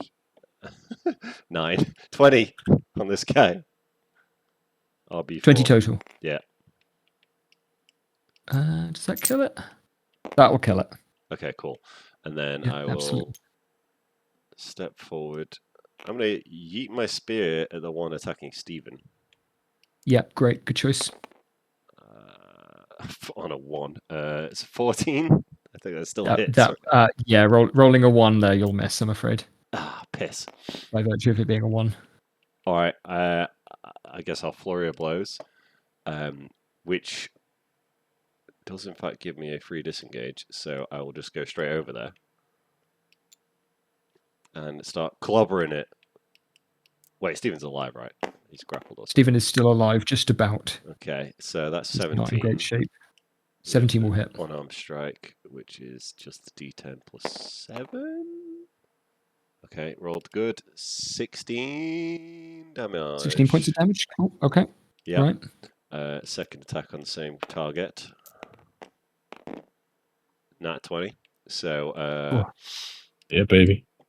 So that's 17 plus just another dice. 5. You don't add the bonus 17. On the second one, right? You don't. No, give us yeah, like a normal roll plus a max roll of the thing. Yeah, so 17 plus 5, yeah, 22. Yeah, you're not adding your strength modifier twice, yeah. No. Yes, 22 on that geezer. Still alive? No. Excellent. In that case, I will go to the third target and use my last flurry of blows attack on him. 17 again, bloody hell. 17 will hit, definitely, yeah. And a 6 plus a 15. 15 points of damage total there, yeah? Yes. Cool. Lovely. Hi, Bob. Can I make that stunning? Nah, there's no point. Fuck it, yeah. Leave it at that. That's my turn. Excellent. Great. Okay. Great stuff. Nicely done. The tree blight. I did some clobbering. Is it- Yeah. Good at He's that. doing his job as DPS man. Saving Steve. Yeah. Jed's gonna get killed now. On purpose. Can't believe Martin hasn't been damaged yet, that wanker. He's too cowardly. Oh, yeah, I don't want to say only because Tongi has kept him alive so far. Yeah. First off, then, Tongi, can I get you to make a strength save again? Yeah.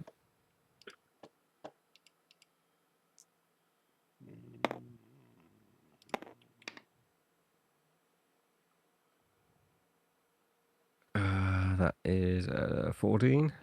14. It will not succeed. You are grappled. Bugger. You are pulled in close and tight here to this guy. The cozy. Yeah, to be honest. It's going to make 3 attacks against you now because you're grappled. Oh, there you go. So, first branch attack. Will hit. I think. Brilliant. 19. Okay, yeah, no problem. That's 9 points of damage on the first hit. Second attack will also hit.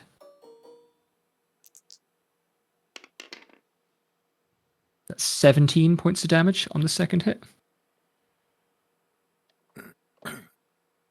Zoinks. And And you can take it. you are grappled. Grappled doesn't affect your dex save. So can I get you to make a dex save for the last attack? Oh boy. That's a strange bit of the rules. Yeah. I'm That reading is off the stat fucking block. It's bizarre. a specific. Yeah. Yeah, no, sure, right. That's 17. 17 is what you need. You're going to take half damage off of this.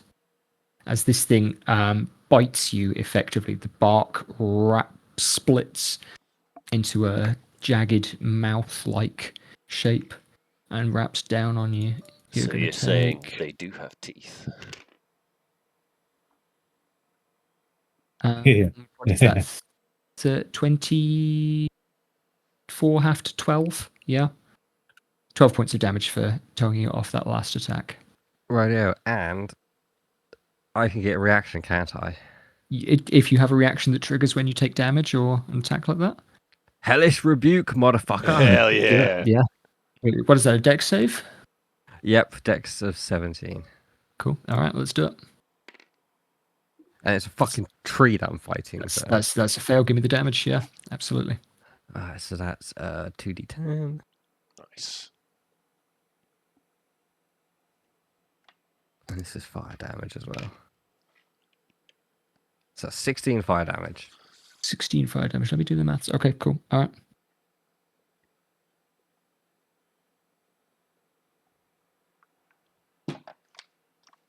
Excellent. It's pretty hurt now. Definitely between everything, between all the lightning and the force damage, etc. With that. Okay, but that is the tree blight's turn. It is now the Razorvine blights. Now, can I ask?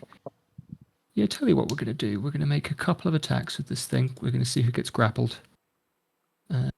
So what this is going to do is it's going to make one attack against Tor. That I think is going to miss. It's also going to look past Tor. It's going to swing its vine. This thing's got a decent reach. And it's going to make an attack against the baby Alba. Ooh. Do you have the stat block for that, Vic? Not up, no. No, okay. I think, however, that a 21 is going to hit that.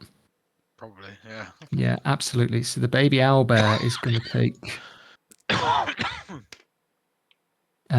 8 points of damage, and it is grappled, which means that it the baby owlbear specifically cannot attempt this dex check, or automatically fails this dex check. But I'm going to get you and the fire dog and the baby owlbear to make that. So yeah, make a dex check for me, please, Tor. A dex save, sorry, dex save. I'll roll it for the fire dog.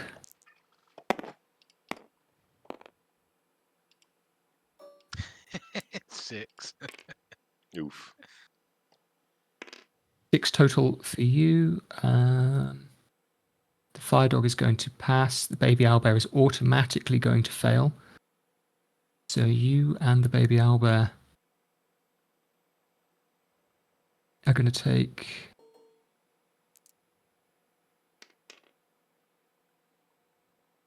8 points of slashing damage for you, as the vines in the ground twist and burst up into your legs. Ooh. It is sharp, it is horrid, and it feels to you as though you are... Do you think Tor is the kind of guy that will ever have had a parasite, maybe a tapeworm, something like that? Yes. No, I don't know. Yeah, he's a druid. They're not just like made of parasites. That sense of the idea that something is feeding upon you while you are still alive, still cognizant of it, that is what comes to mind here. Gross. It is, yeah, that's cool. All right. What an odd sensation. 1. It's a new sex kink for Tor. 8 points of damage is like nothing, so it's It's not much to you. That's quite a bit for the baby owlbear. yeah. Uh, To me, it's barely anything. How much health does it have? Under 20? It's got it. for the owlbear. Oh, yeah. Yeah. I thought so. Yeah, it's quite a lot between that and the slashing attack. As for Jethro, you're also going to get an attack made against you. You're going to get 2 attacks. So Whatever. that might hit you. Yeah, it's a 19. Nope.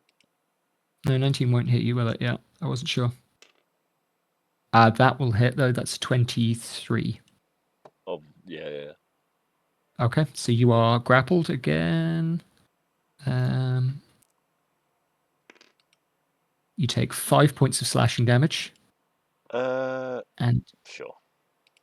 And because you've been hit, you cannot attempt the dex save. So at the end of this turn, you will also take, as the roots grow up from the ground, 13 points of slashing damage. Okay. I will use deflect attack as my reaction to reduce it by 1d10 plus 17. So Is that'll be against the claw attack that first it's came at you? against slashing damage. When an attack roll that includes slashing damage hits me. Yeah.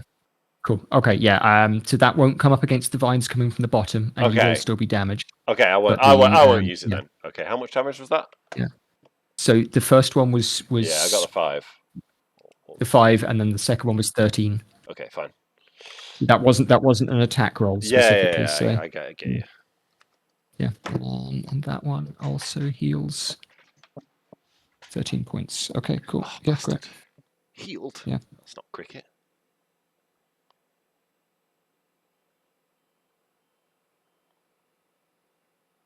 Which sucks for you because that one was very nearly dead. Okay, that is the Razor Blight's Tongi. It is your turn. You are also grappled. Do you have anything at the start of your turn? Yes, you do. So you will take, at the start of your turn while you are grappled here,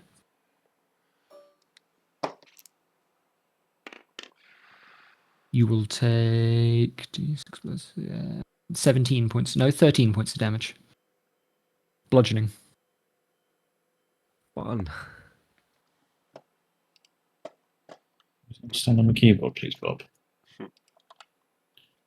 No.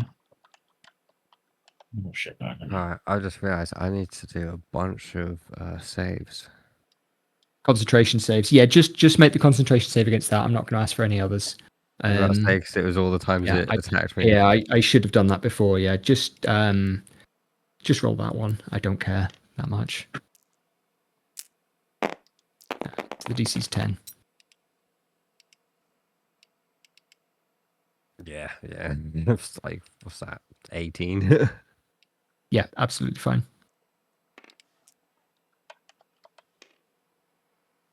Right. Well, first things first. I really, really, really need to hit myself with a cure wounds. Right, you guys have been hit. Tony's been hit a bunch. Yeah, I Tommy know. is like 1, maybe 2 hits away from dead, or at least unconscious. Yeah, it's fine. I'm gonna come around the corner in a minute. So I'm gonna use my action to cast 2nd level cure wounds on myself because I really need it. Do it. 48 plus 5.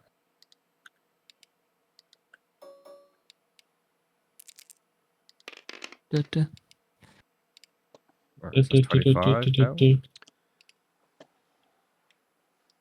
That's better. I'm up to half health at least. And then bonus action, I'm going to move my spiritual weapon.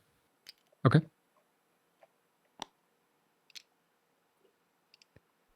Yeah. And can it attack as part of as well as move? Yeah, move and attack in the same. Yeah. Do it. Yeah. Roll the attack.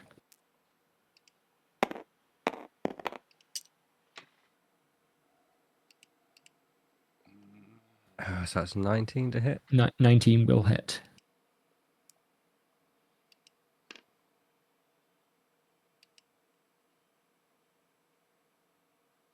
Uh, 3d8.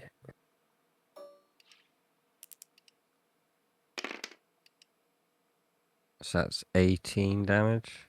18 will kill it. Yes. Just Maybe I about. won't come around the corner. It had 15 hit points left. Wonderful. Yeah. So yeah, the like woodcutter's axe that the spirit weapon's in the form of is just gonna chop it in half pretty much. Just keep chopping until it like falls over. Yeah. Right, and that means I'm out of grapple now, yeah? You are no longer grappled. Yep. Right. Fine killingsmanship. So I'm gonna head around the corner then.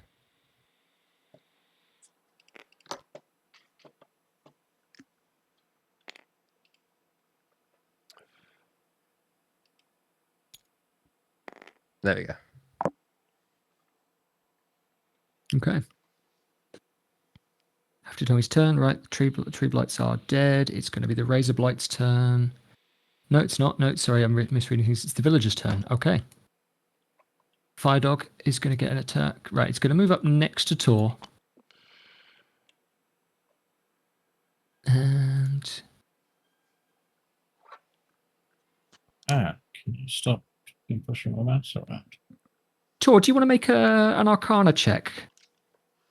Just quickly. Is it a dog made of fire? 24. 24. This thing is very similar to something that you could summon, but there is something about it that's worked differently. The magic that Chris has used, you recognize all the elements involved in it. And this is definitely something that you could learn to do, but there's a kind of strength to it that is beyond what you have been doing. The way that it kind of flickers in and out of the light. You've never seen this done before, and it is definitely catching your eye. With this, it's going to make the attack against the blight Tor's there. got something new to learn. I wonder if it's got something to do with him changing subclass. I wonder indeed. That's a good question. Tor's a pyromaniac now. He's seen the flame in the dog's eyes. Yeah.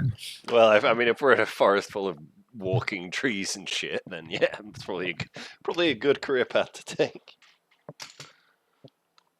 Martin is going to step up as well. He sees that his friends are nearly all dead. Stephen.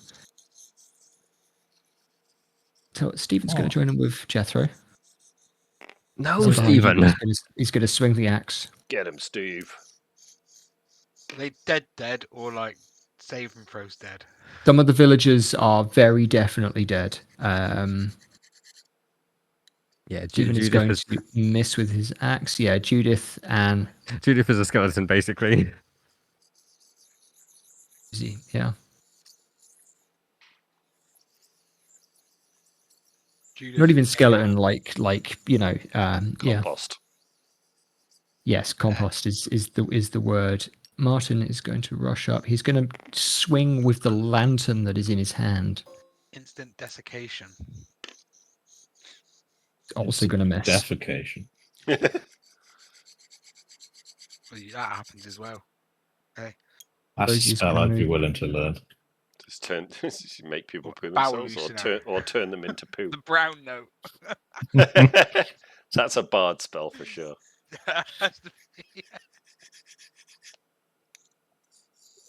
Homebrew spell. Yeah. The brown note. Gonna make a bass playing bard.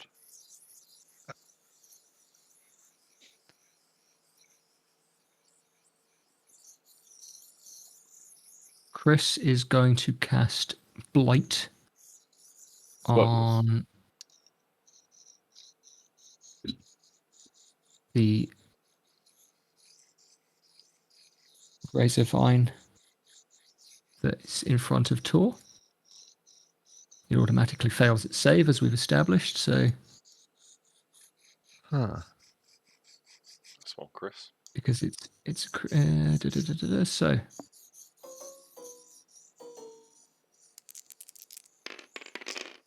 I don't know why I needed to roll. It's just wasted.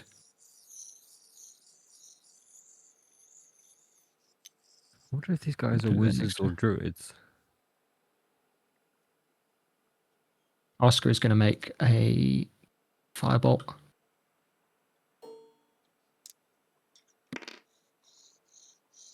That'll hit.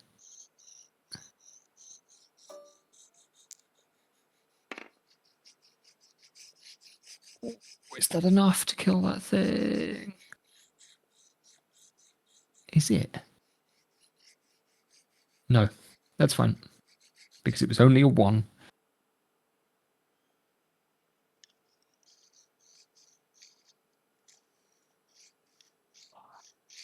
No problem. Okay. Any other villagers get a turn? No, there are no other villagers to take a turn. Obadiah, it is your turn. Look around. There's only the one There's the behind me, one. is there? There's this one vine creature. There's one. Razor leaf. Yeah, I'll turn back and hit it with 4th level blight as well. 4th level blight. Okay, yeah, go for it. Yeah, roll the. Now. Do you want me to just roll the damage? Yeah, it was 88. So It's 88. Yeah, absolutely. You can roll it in the Discord. Yeah.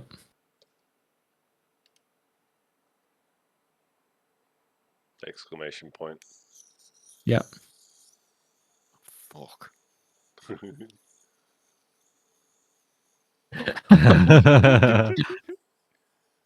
There you go. Thank you. Brilliant. What if Okay. That'll do. Yeah. Yeah. Dead. So for context, these things have 19 hit points when they're full. That Ah, okay. Well, yeah, didn't want that's to waste it. any It's spells on him. absolutely completely decimated. Doesn't kind of desiccated. I think is the word, isn't it? Properly pulled apart. Defecated upon. Anything else for Obadiah's turn? Brown. Move back towards the fire. Okay.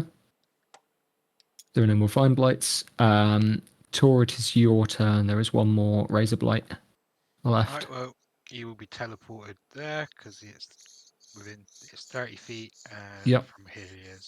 And I can Yep. see it. Perfect. And then matey gets attacked with the psychic. Do it. Yes, do I hit? Plus That 9. is 22, 22 will hit it, definitely. and then that is 3 d12s. D12s is that one there on it? Yeah, the football. one with 12s in it. That is Yeah, plus loads. 5, so 33. Jethro, you see the space immediately to the right of this thing, this person made of twisted branch and leaf and thorn and bramble. The space next to it burst brightly with flowers and leaves, an arcane light, and a fey creature, a little fairy. The kind of thing that you might have heard about. Is it? Yeah, it's medium It's meant to be sized. medium, but you do whatever you want for flavor. Yeah, whatever. Yeah, bursts out of the space, slashes this creature, this thorn creature, with a sword, and it just, crumples again. I'm picturing Doc Manhattan disintegrating people. It's not quite that with this one. Definitely the blight spell. You should read that way. Okay, cool. It's psychic.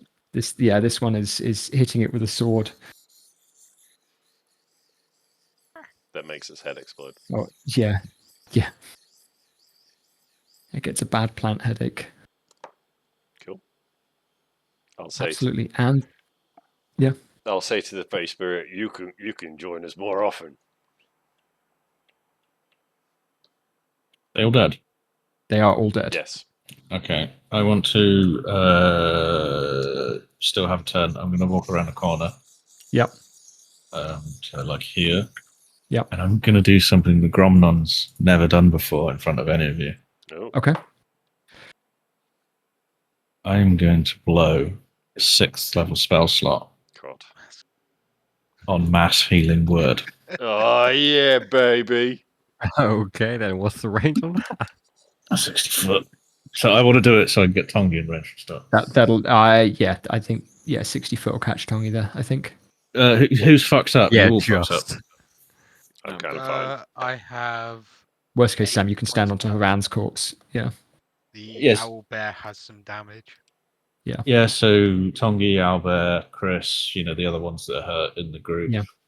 It's 6 creatures. Beautiful. Jethro, do you need any? Yeah, I'm kind of fine. Okay. And Will that heal everybody?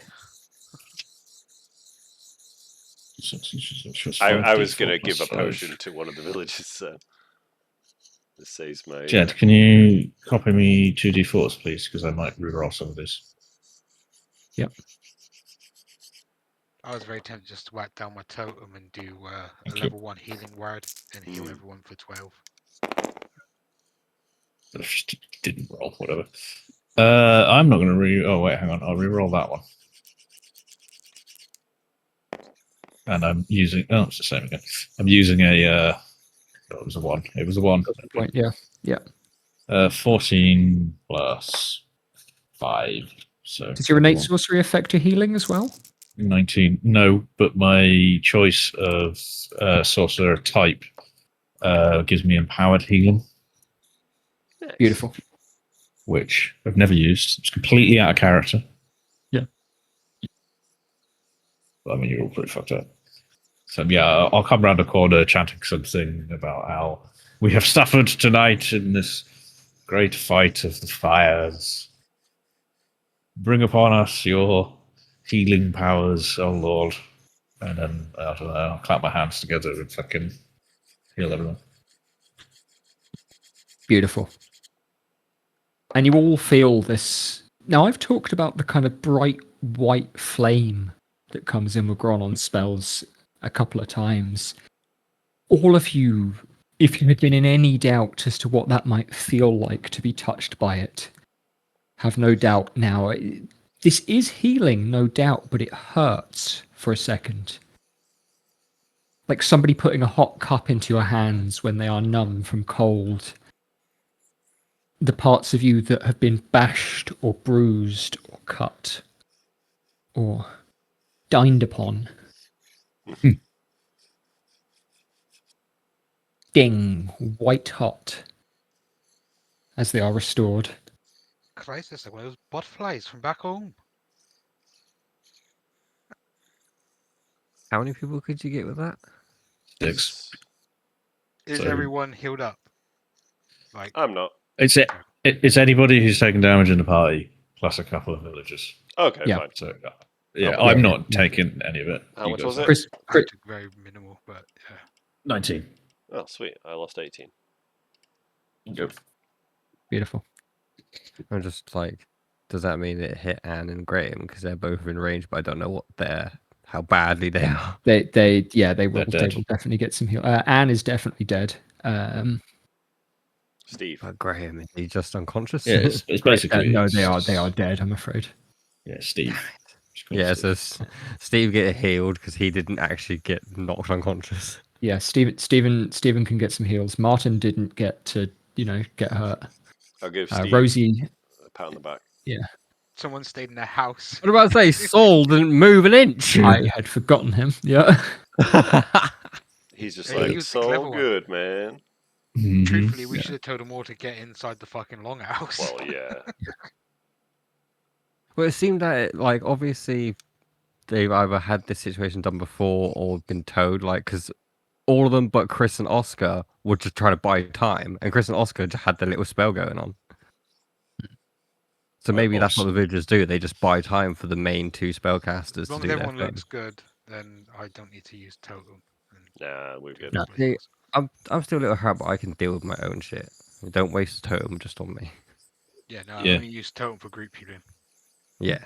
Because I can use like level 1 spells to get fucking loads of health Yeah. back.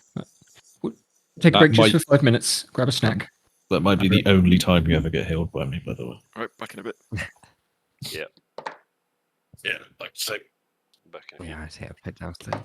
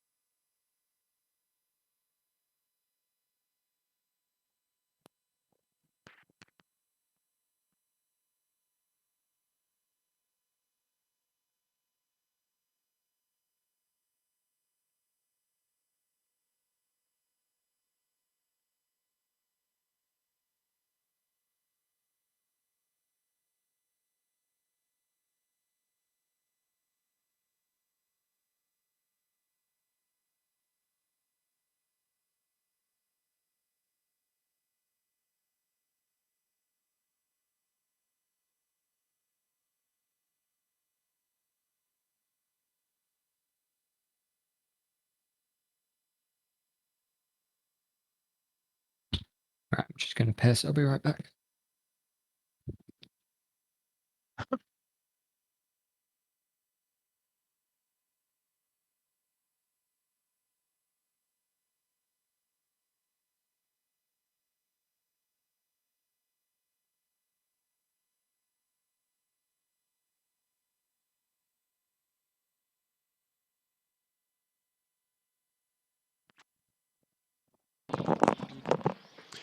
Bruh.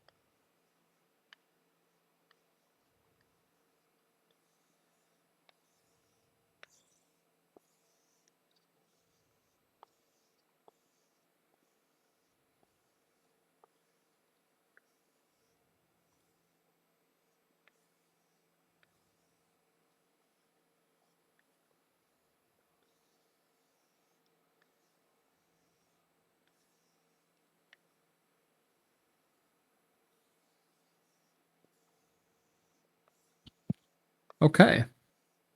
Yarp. Yeah. Right.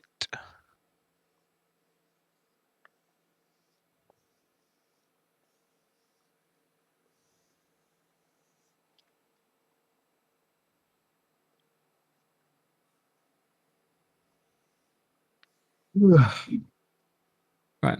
I'm counting the 6 figures for the healing, Sam. Huh? What? Sorry. I just heard from you. For the healing word, I'm kind of counting the kind of 6 figures. I guess if you've got Tongi, Obadiah, Jethro. Mhm. Tor, did you take any damage before? Mm-hmm. A little bit. 8. And so if you've got Rosie and Stephen, Yeah. are the 2 villagers, you're not going to be able to hit the owl there. That's the other option there. That thing's definitely quite hurt. So I'll give you the choice between the villagers and the Sorry, Tor. Humans first. Is my opinion on that. You're not a human, and neither am I. And neither Exactly. Sentient beings first? Yeah. I'm still not convinced that an owlbear is a good idea as a pet, as in Gromlin isn't. Like a Lacroix is. Hey man, it's a dog. You never heard of a pet bird? Like- I mean, come on now. Maybe Like not a a pet bear. coyote is a dog, you know? Maybe not a pet bear. Who's the most fucked? Stephen or Rosie? they're both quite badly hurt. You know what? You know what? I think it's the more I fucked of was the two, but I was gonna do this anyway. I am going to lock it in. I'm giving Stephen my health potion. So save that No. heal. No. Okay. What No? am I about to say? Save your health potion No, because because we can I still can. fucking rest for I- the 8 hours. Okay, all right. Right. I'll heal Stephen. So, a Gromnar, if you deal with Rosie and the owlbear and the rest of us. And I was reading my empowered healing thing as well. This is a bit messery, but if me or an ally within 5 foot uses a healing spell, I can use my sorcery points to re-roll their healing dice. oh, okay. So remember that, Tom. Will do. Because if we do like a big one, fucking, or if you healed me, Yeah. Yeah. I'll use a second level cure wounds on Stephen. So in reality, if I had made this as an actual cleric spell list sorcerer, it might be one of the strongest healers in the game. Because I got 12 fucking sorcery points at the moment.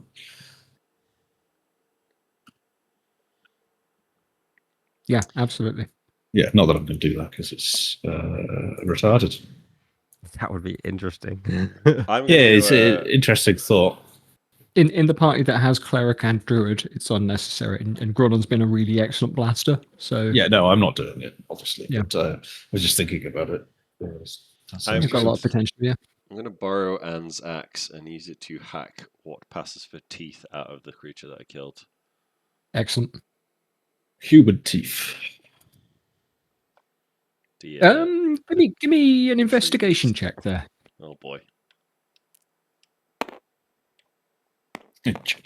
John's teeth. 2. For 2. Oh wait, no, 1. 1. Yeah, I was Okay. about to say you got mine as well, like I do, don't you? Yeah. Okay. And you're going for the big one. Oh yeah. Yeah, you can find some jaggedy bits of bark. You've kind of heard, and I think you will have seen that sight of it looking like Tongi was being bitten. And so yeah, you can find some kind of jaggedy. Okay. I'll bits of bark that look like teeth. I'll carve it into the shape of like a shark's tooth and put it on my necklace. Neat. Yeah. Excellent. Yeah. Speaking of which, as I was chomped on by this big one over here that I killed, Yes. can I say that I just pull some like splinters out of my armor Absolutely. Yeah. and put them on my necklace? Yeah. Absolutely.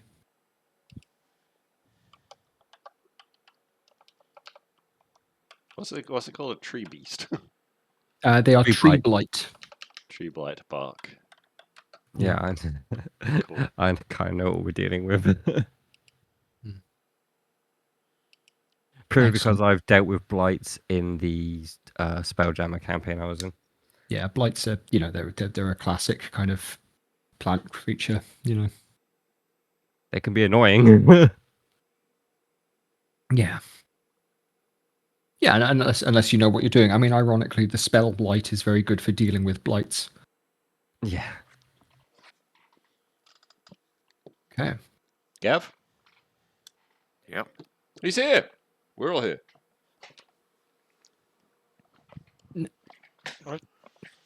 Now, I have a couple of specific questions for you. It is a little after midnight. The day is not yet licking at the sky, but it is. I've used the word licking a lot tonight. Hell yeah. Describe the Never movement of mind. light. Yeah, apparently so.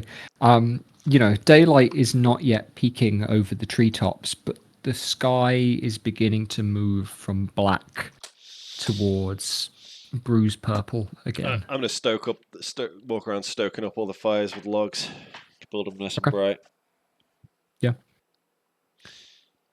My principal question is yeah, I mean, it gives you all the information, but what would you like to do? Yeah, that's it. Yeah, I was going to say, yeah, there are not. Rest, yeah.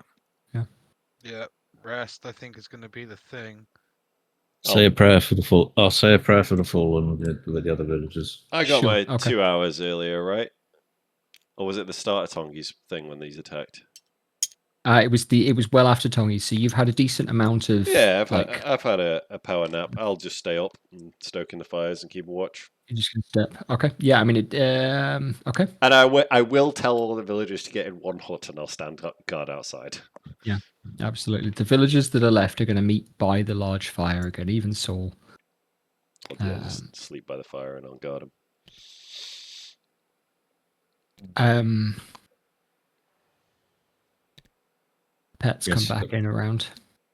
I'll do a prayer with the usual connotations Ooh. about, suffering. Can I pet the fire dog? You can certainly try. It's got very I try and pat the fire dog on top of its head. Say, good dog. Let me get the description for this thing.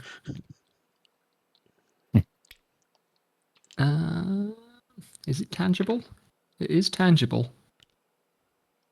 And it doesn't hurt as such. It certainly feels very warm. A little tickle under the chin. Yeah, Piece of jerky. absolutely.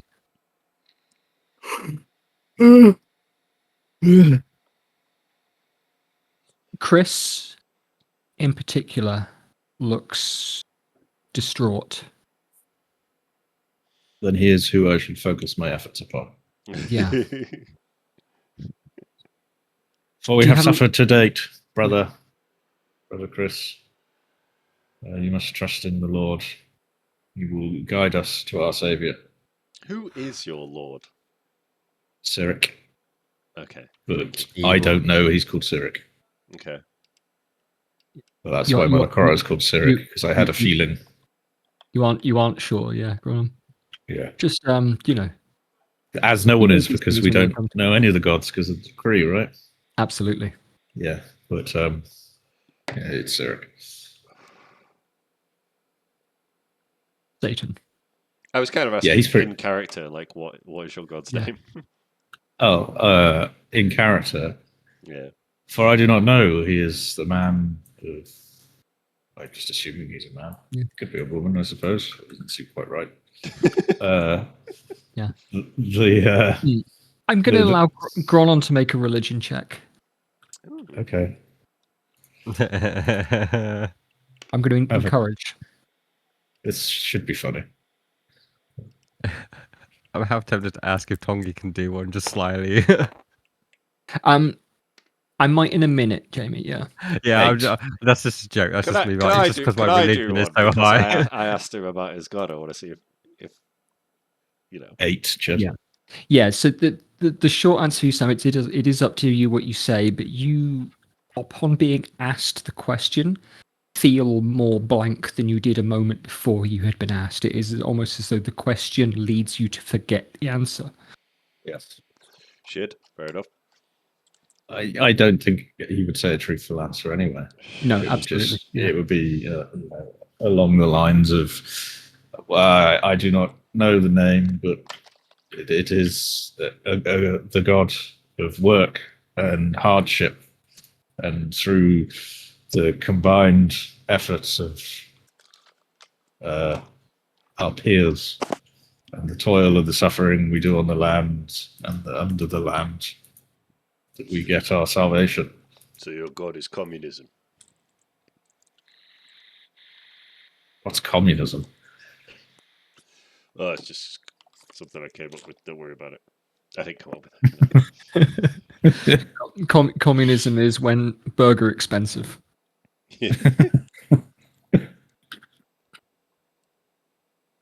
All I know is he wants us all to suffer equally in the furthering of our communities and selves. Sounds a bit shit. I will say ask the villagers how often do they come? Do they come like that every time? He shakes his head. It's not every night, he explains, but mostly they come at night. Mostly. They send the big ones every time. No. And I had hoped with you here that we would be safe. Sorry, we weren't able to better protect you. We're hoping to find the source of this to end it. By all light of the sun, of the stars, of the flames. I pray that you do. Cheers, bruv. But there are so few of us now. All of us have lost someone. Some of us have lost everyone. Were there any nearby settlements? There are others. Tor has a sense of others. Within a day? Question Yes. mark at all? It might be. Yeah, and you had a bit of a conversation with him. Yeah. Did he see any? Did you see any like larger settlements or populated ones nearby? So Because Tor- basically, I'm asking, can we send these villagers to go somewhere today? Yeah. before the night falls, so they'd be safe. So Tor, I gave you a bit of Vic. I gave you a bit of information last setting. How much of that do you remember? Not loads. I know there was like a few settlements we've seen Yeah. that had I think, smoke from yeah, I think there and was like some that didn't. 5 and there was 2 with smoke or something. I don't know. That's Yeah. yes. So that's what Tor will also remember. Right. Are any of them to the east? I'll say. This is the westerlymost of all the villages that Tor spotted. This is the first one that you could come to. And perhaps they should come with us, and we will deposit Yeah. them at the nearest one to the east. I Our agree. travel. Well, if we venture out away from the village, Yeah. it used to be safe, but I think it might be time to let go. and Oscar will come and put his hand on his father's shoulder. You can see now the resemblance between the two of them. All right, Dad. And he'll say, we can carry the fire with us. We can keep the light inside us. We can kindle new sparks when we arrive. Tell me. You sound awfully religious as a pair. What is it that you believe?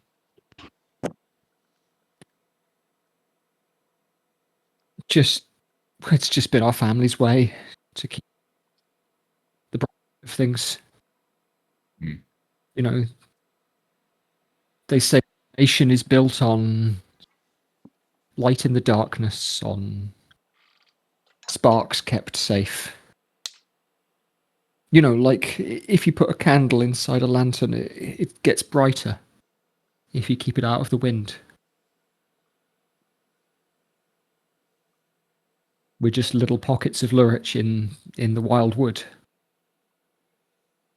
We know that the king cares about us, but so does the sun, so does the sky. Grandma makes that noise at the nation again. Just, Just, witcher grunt noise. Yeah. Dog cockle grunt.wav. Well, I'm rather curious about this spirit that's sat here. It's our bright, purifying light. It's a good dog. It's usually stronger. Oscar shakes his head a little bit and says, I didn't do my part. It should have been stronger. But We'll never get It's okay. We'll never get into the mobile infantry with that attitude. Wow. Very interesting.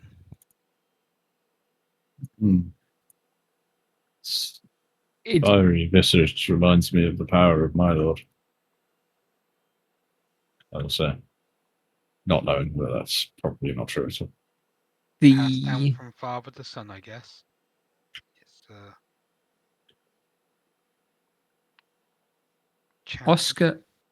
Oscar will take your hand, Tor. Chris himself, the old man, looks like he's on the edge of tears. He looks devastated. He's looking around to those few villagers, but Oscar is calmer still. He takes your hand and he places it onto the fire spirit's neck, where its collar would be if it were a real dog. And you feel the light of it. You feel the flame. Make me that Arcana check again. You can do it with advantage now because he's helping you.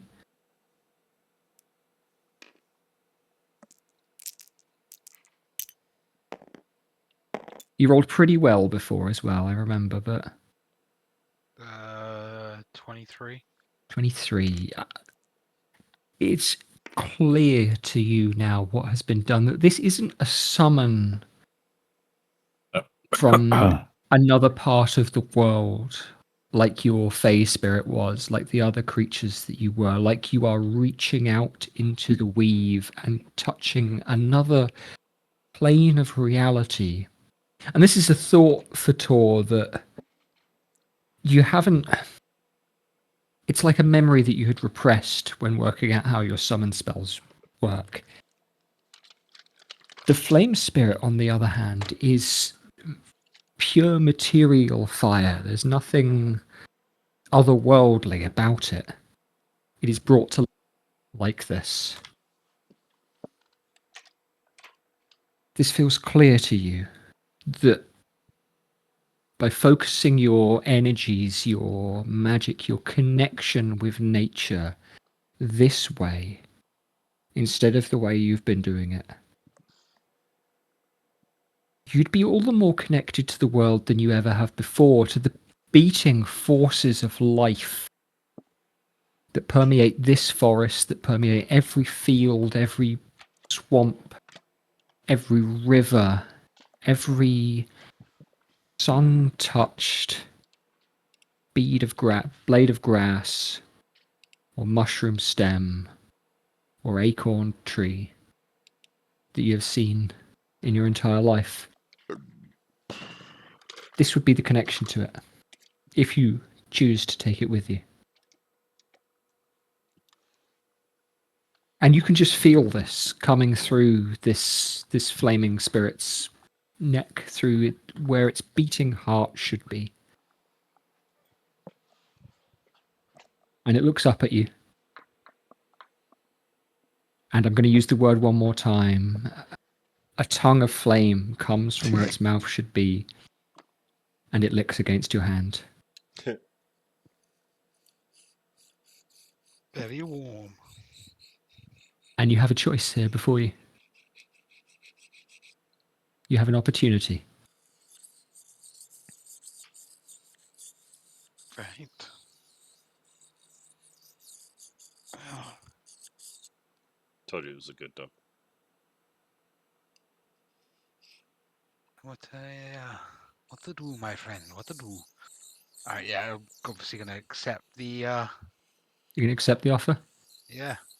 Yeah, absolutely. And as you run your hand down its back,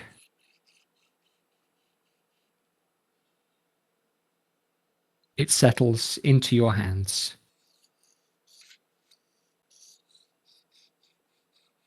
And those of you watching see the light and the warmth of the fire come into Tor's eyes, the same as it is in those of the villagers. Wow. Mm. Oscar will pat you on the shoulder and put another log onto the bonfire.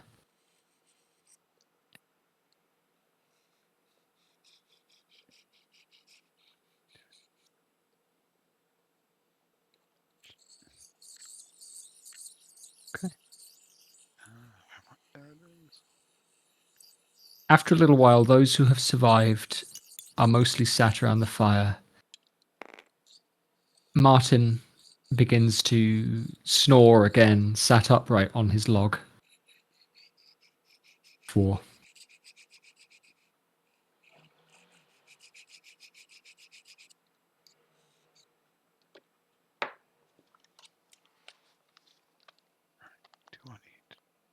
He was the dick, right? He Oh, yeah. was. Yes. He was a territory fair asleep on Yeah. his watch. And Stephen will cross and take Martin by the shoulder and go back to lead him back to his hut.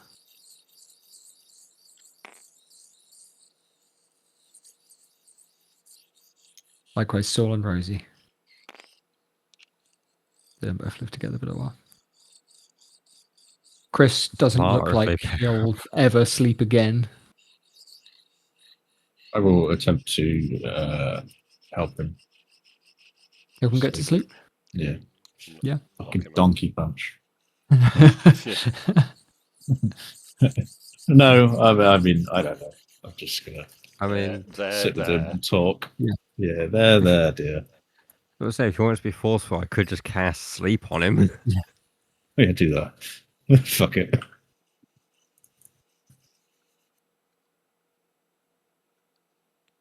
That is up to you. This is a man who has feeling some guilt and some trauma, maybe. But I say, should we really be forcing him to go to sleep? Like he might just. He's gonna need his rest for the next day. Absolutely. What about the rest of you? Are you going to go back to bed? Yeah, I'm going back. Yes. Gotcha. So I'm going to spell it out in game terms, but the discussion briefly. Are you discussing this idea of having Chris and the other villagers go on to another village? Yes, I think it's Okay. a good idea. We can't leave them there. They'll be dead the Yeah. next day. I think we should go back to Insel. Yeah. Ansel. So incel. But then we have to take them with us all the way, then go back. Yeah, After we've done that mission. we're Yeah, away. yeah. We're a ways from the river, aren't we? We've trekked a bit. We Like, you can't. come with us.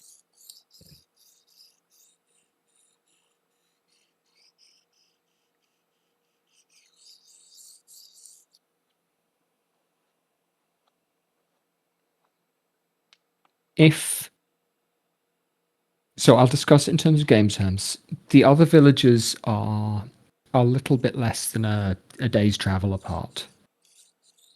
If you rest for 8 hours now, so in order to get a full long rest, you will have time to get to another village, but you won't have time to get to a village, drop these guys off, and then get to where you think Ilril is before night falls again.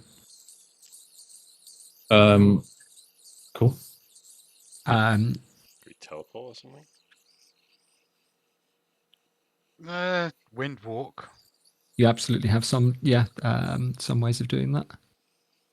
How many Right. of us are there? There's more than 10 in there. Yeah.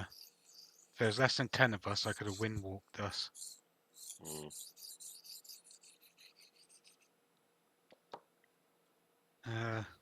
There's 11 including villagers, Other not option including is pets. after long rest, we could just get a tree. I could just open up travel by tree and tell them to go through, and they could end up in back at town.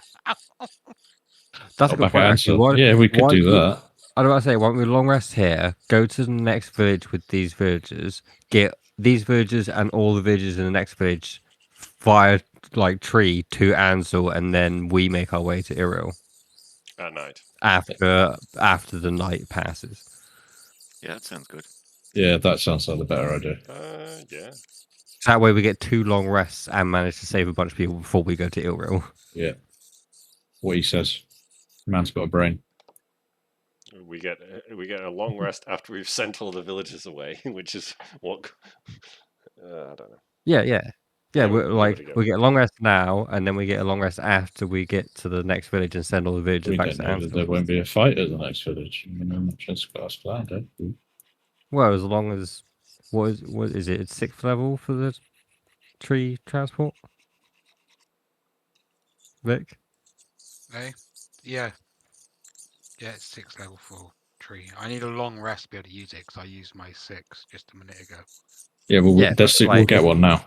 Yeah, if we get the long rest now, as long as you don't burn your 6th level before we get to the next village, we should be okay. Yeah, generally I don't burn it very lightly. I just thought that fight was going to be more intense, so I thought, right. It was pretty. But I mean, I haven't burnt my you 6th level spell once yet, so I need Yeah. to do it more often. the small thingies were a lot weaker than I thought they might be. So See, it's like, if I'd big hit that ones. tree, if I'd hit that tree with my 6th level harm, it would have killed it in one hit. Yeah, let's do that. I think that's the best but plans. we'll have to send them Yep. through without any of us in a way. The tree stays active for a minute. Okay, well, if we're sending them to Ansel, I mean, it's a friendly town, right? So- friendlies. As long as it's like if there's people there, they can. Can we make a seal of the kings, whatever we are, whatever you guys are, I out don't of some Suppose if wax? there's I wax don't here, think we could that's fucking. necessary. If we just send them back to town, tell them to talk to fucking. Yeah, that's what I was people going to say. Give them a letter with the seal. I mean, if they We're give our just- names, surely it'd be like, yeah, they Yeah, I'm must know the saying thing maybe with their names. don't use the Kingsword thing so lightly Just anymore. give them a letter written by fucking one of us to make you the York leader. Yeah, that works. Whatever. You're That's right. the first one. It's all the same thing. Yeah. Right, yeah, we could do that, but we won't be able to win walk to the thingy. Yeah, that was That's fine. the other option, right? Yeah. That's fine. Let's do that. Yeah. It We saves could the win most walk people. after the long rest, though, the second long rest, couldn't we? If we need to. Whatever. We've got a plan up until the point where we cast the tree bollocks anyway, in the next village.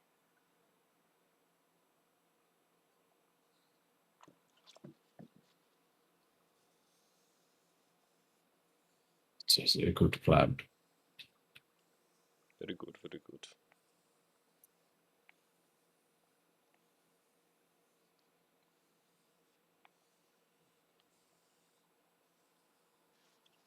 Okay. Okay. Excellent. Yeah, absolutely. Plan. The rest of the night is somewhat quieter in the forest. For those of you who are going to sleep, are you going to stay outside as you were, some of you, or? I'll go inside with the villagers and hold that together. Yeah, absolutely. I'm gonna stay near the Shotgun fire middle where he is. serving. I'll stay near in my tiny hut near the fire. I ain't sleeping. Yeah, I'll crash out near the fire or near whatever building the villagers are all held up in.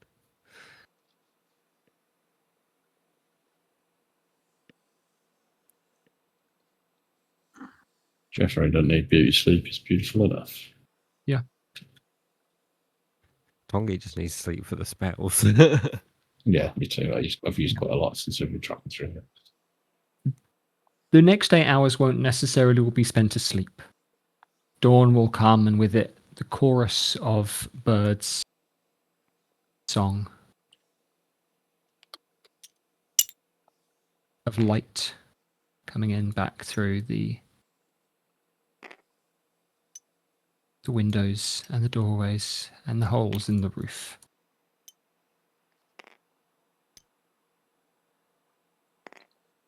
But the morning comes gently and easily to you. The fire stays in, the bonfire. I don't know why I tapped that. And the first thing for some of you to hear will be Chris putting the kettle onto the edge of the fire, making a pot of tea.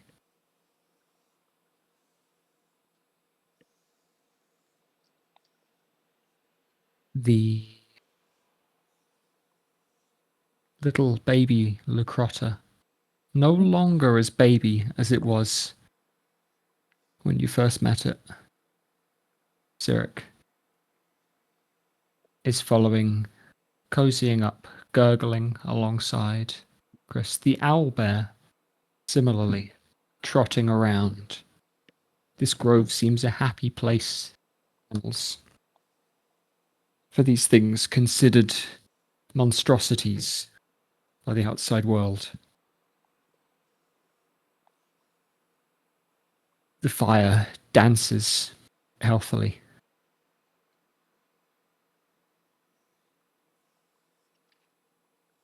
Monstrosities.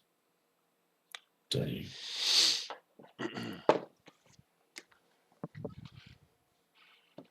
Breakfast is made and set out in a large pot ready for those who wake. Nom. The fatigue of the night's fight stays in with you for a few hours more. And it is late morning, getting towards lunch, by the time you feel ready to move on again, sufficiently rested. But no more violence comes. Grieving is held by the survivors of the village,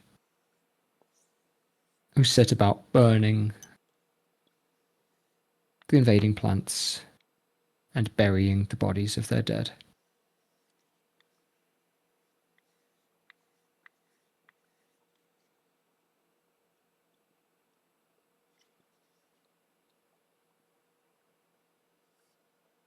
Finish your long rests. Those of you who are adjusting spells, please do.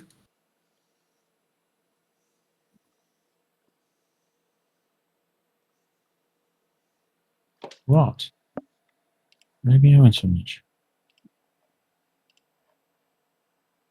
So because I should be in bed, is that right? I'm gonna go with I didn't long rest, but I'll get my focus points back for a short rest. Yeah, you're not gonna take your long rest. I mean, if it's free, I'll take it.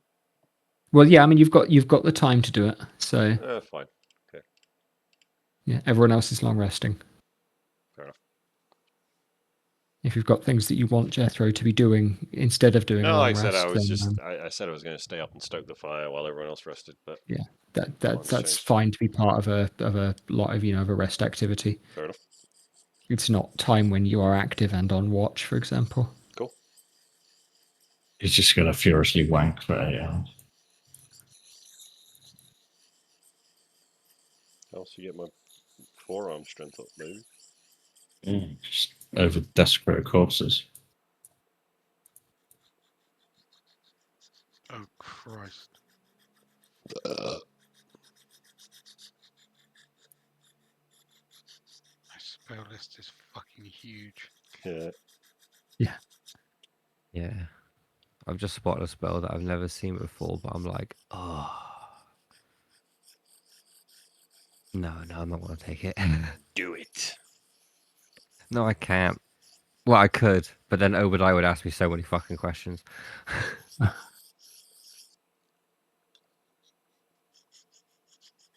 Dare I ask, what is it? Oh, fucking animate dead. Oh, okay. Yeah, neat. He knows it. I mean, if you want corpses, there are corpses here. This is what I was about to say. I could literally, I've got 3 different corpses to choose from. I've got Anne, Graham, and Judith. Yep. Yeah, I think their friends would be very thankful that you reanimated their corpses. Yeah, this is what I'm saying. No, I'm not going to take it.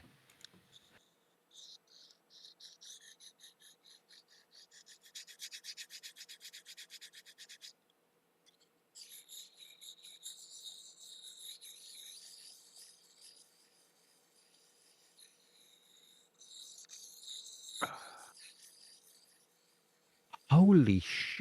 Wow. Life transference is one hell of a spell.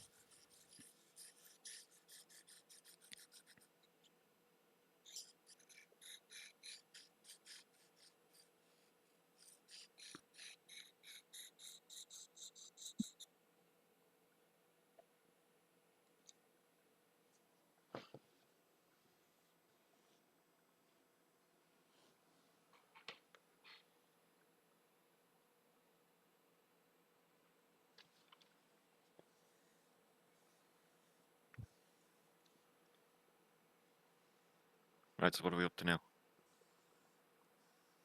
Just We finish leave. the long rest and then Yeah. head. Absolutely. Yeah. With the locals, they know the forest a bit better than you, and they have some sense of how to travel safely through the woods.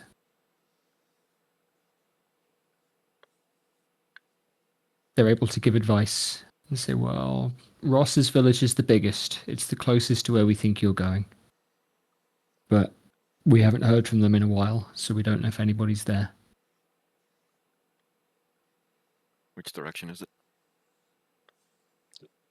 East. They'll point east. A little bit further north than that, the family, Sally was the wise woman there. Last we met him. She could be another good option. Any of the others, we'd have to go through Ross's or Sally's anyway.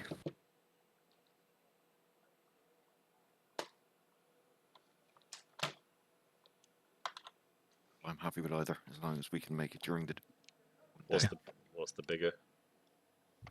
Ross's is the bigger of the villages, and it's generally where people meet. It's the closest to the mound, the kind of ceremonial mound.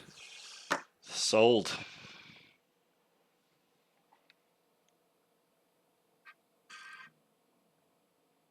Okay. The villagers then disperse and kind of group among you. They talk you through making your way through the forest, but they know their way fairly well. Chris is happy to lead. Oscar takes his place at the rear. Would any of you like to do things while you walk? Anything in mind? I'd just like to hear a few tales about the mound itself. Before we go as Okay. well, I Yeah. would like to examine one of these big tree corpses. Okay, cool. Yeah. What picture roll to me? What are you looking for, and Nature. what do you think would be an I appropriate roll? just want to see what difference there is between that and a normal tree. See if Okay. there's like any fleshy material or whether it's actual wood. Nature check is an absolutely great one. Yeah, give me that roll.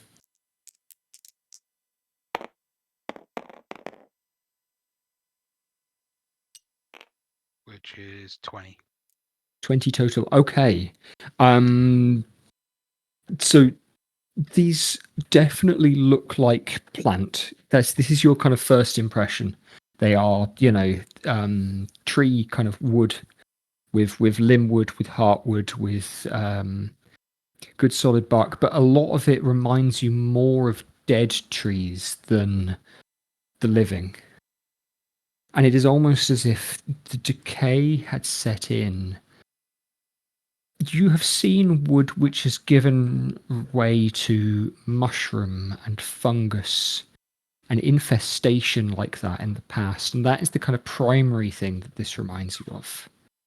But there's something specifically that you asked me there, and you will find looking through either one of these flesh and remains that does not plant, that is definitely that of animal, that is rather than being the plant.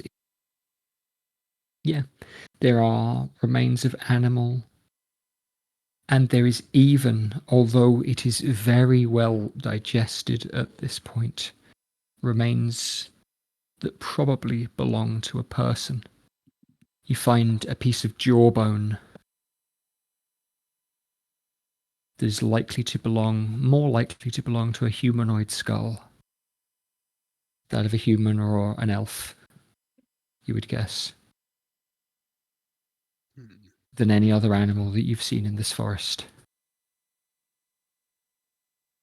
Is there any similarities between it and the people we found as well in the boats? Now you went into the depths of that boat. Yeah. And so the vine-like blights that were up on your side of the table are very similar to what you found growing in the galley of that boat. Okay. Cool. Yeah, not the big large tree blight, but the kind of mass of vine and ivy. The smaller things. Yeah, absolutely. Which is still, yes, medium. Let's watch that film again. Which film? Annihilation. Oh yeah, excellent.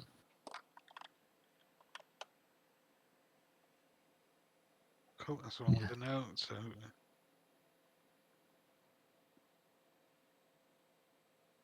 I could make the joke for the third time. They made a film of that. Yeah. Although actually, I think, and this is going to sound heretical, but the film of Annihilation might even be better than the book. And I did like the book, but Should probably read the book. it's quite different. Apparently, Alex Garland only read it once before writing the script, and not recently either. Cool. He deliberately didn't reread the script before adapting it. Yeah, I remember that. Yeah. What happens in this again? Oh, I think it's this thing. Yeah, okay. Yeah. That'll do. Yeah, exactly. Okay. The journey is steady, and the group between them are talkative. These are people who are used to harsh conditions. They've seen quite a bit of death recently. The mount that they are heading to, they hold as important for two reasons. Obadiah, you asked about this.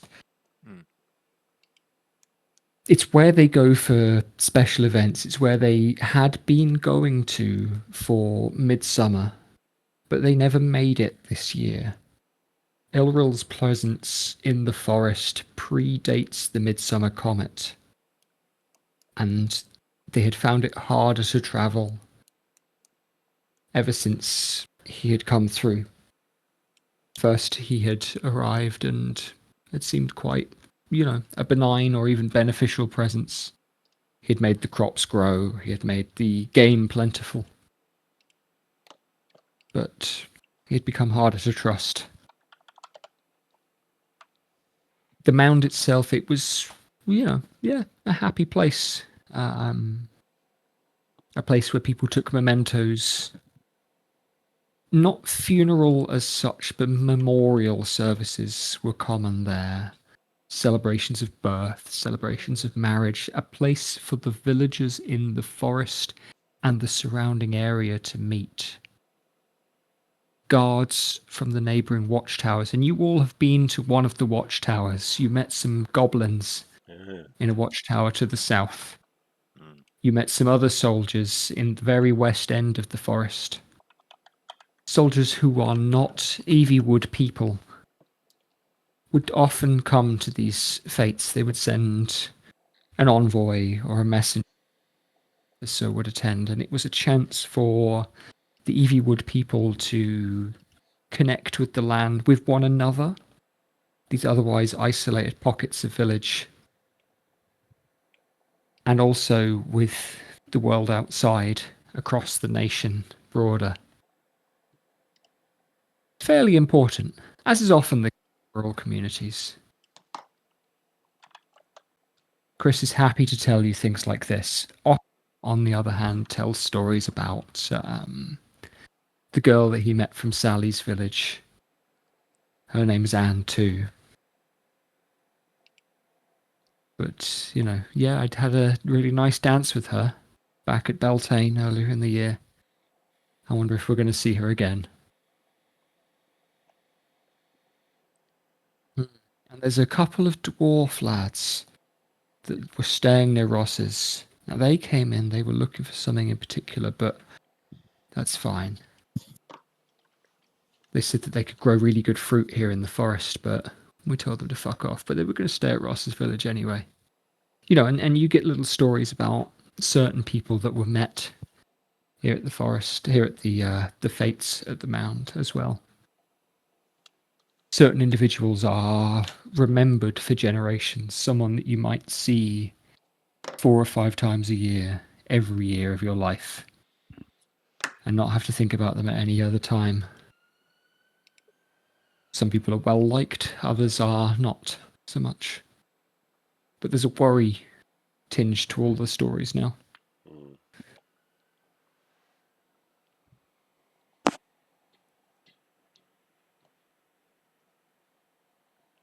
As people from this village, people from Chris's village, wonder whether the people from Ross's village, the people from Sally's village, the people from the other places are going to be safe and all right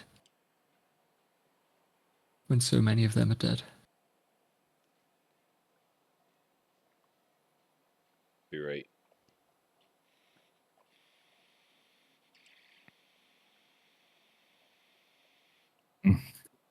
But the way that you are able to travel is safe and good. I'm going to skip out on the other encounters that I had planned.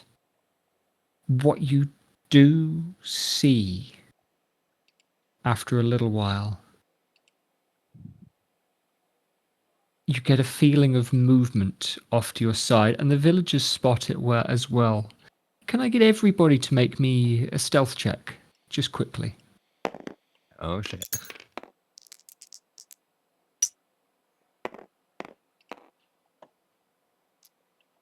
Where are we being started? 12. 28.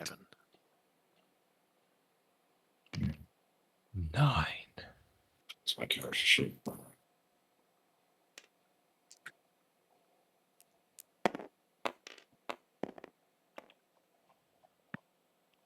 Don't worry. Oh no. Roll a 1. Well, I rolled 28. You are being led through the forest when the villagers you notice have gone quiet.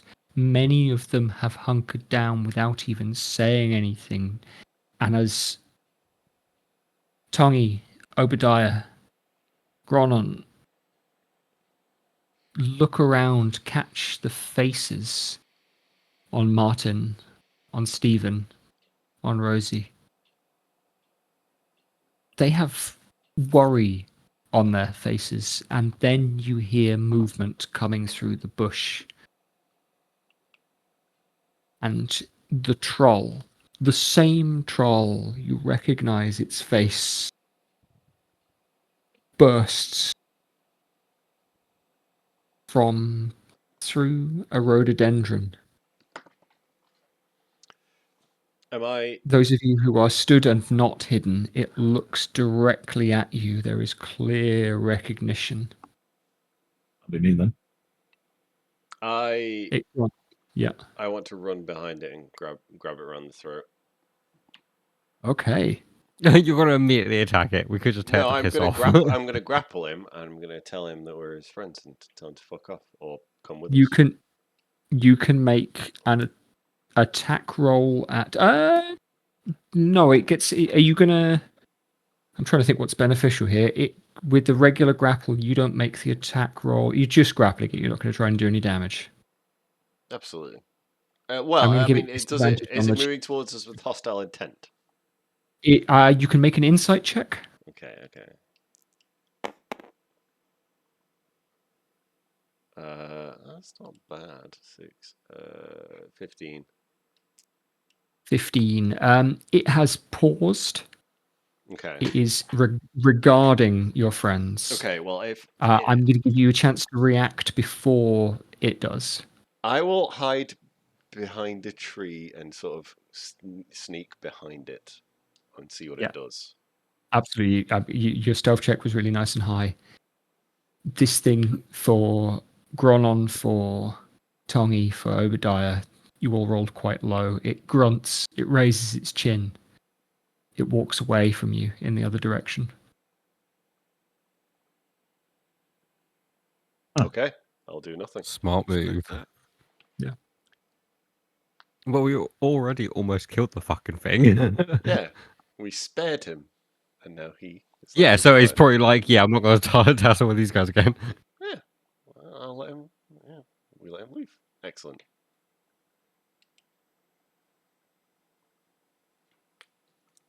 It is 10 o'clock. Mm, I think we'll call the session there. yeah. Bing, bong, bing, bong. Take your characters off the board. Somebody grab mine, please. Yeah, absolutely. Where's Obadiah? Go over here. I'm going to keep my pocket of villagers.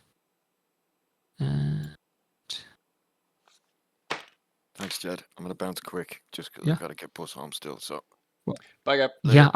Yeah. Level yourselves up Ah, yeah, Ooh, sometime hello. over the next week. It's been a little while. hell yeah.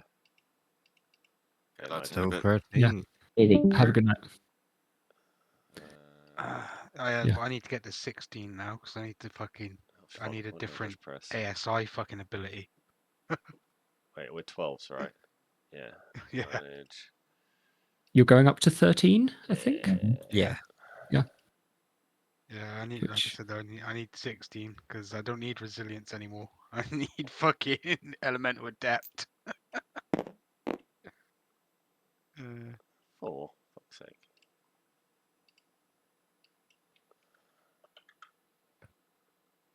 what is it? 1d8 for hit dice? For Tongi, and yeah, Brilliant. D&D Beyond will add your con automatically if you're using that. Oh, Ah, one nice. spell, but it could be 7th level. Nice. Very Either, I, nice. either I'm a retard or I just got given 5 more spells. Why not I both? might be a retard. Let me just Well, I check thought- sorcerer. Your proficiency bonus will go up. I don't know if that'll affect it, but Oh Maybe. shit! Yeah. let me check Plus 12 the to charts hit. then. Damn. Plus 14. works for me. Well, I just Reverse I gravity. copied my spells from the old character sheet, so I didn't. Okay. I didn't actually look to see if it had more Spell that spells or not reverses than the old gravity sorcerer. Sure, yeah. Yeah, I just is copied it. 100-foot cylinder. That was a shit Sorcerer, roll. sorcerer.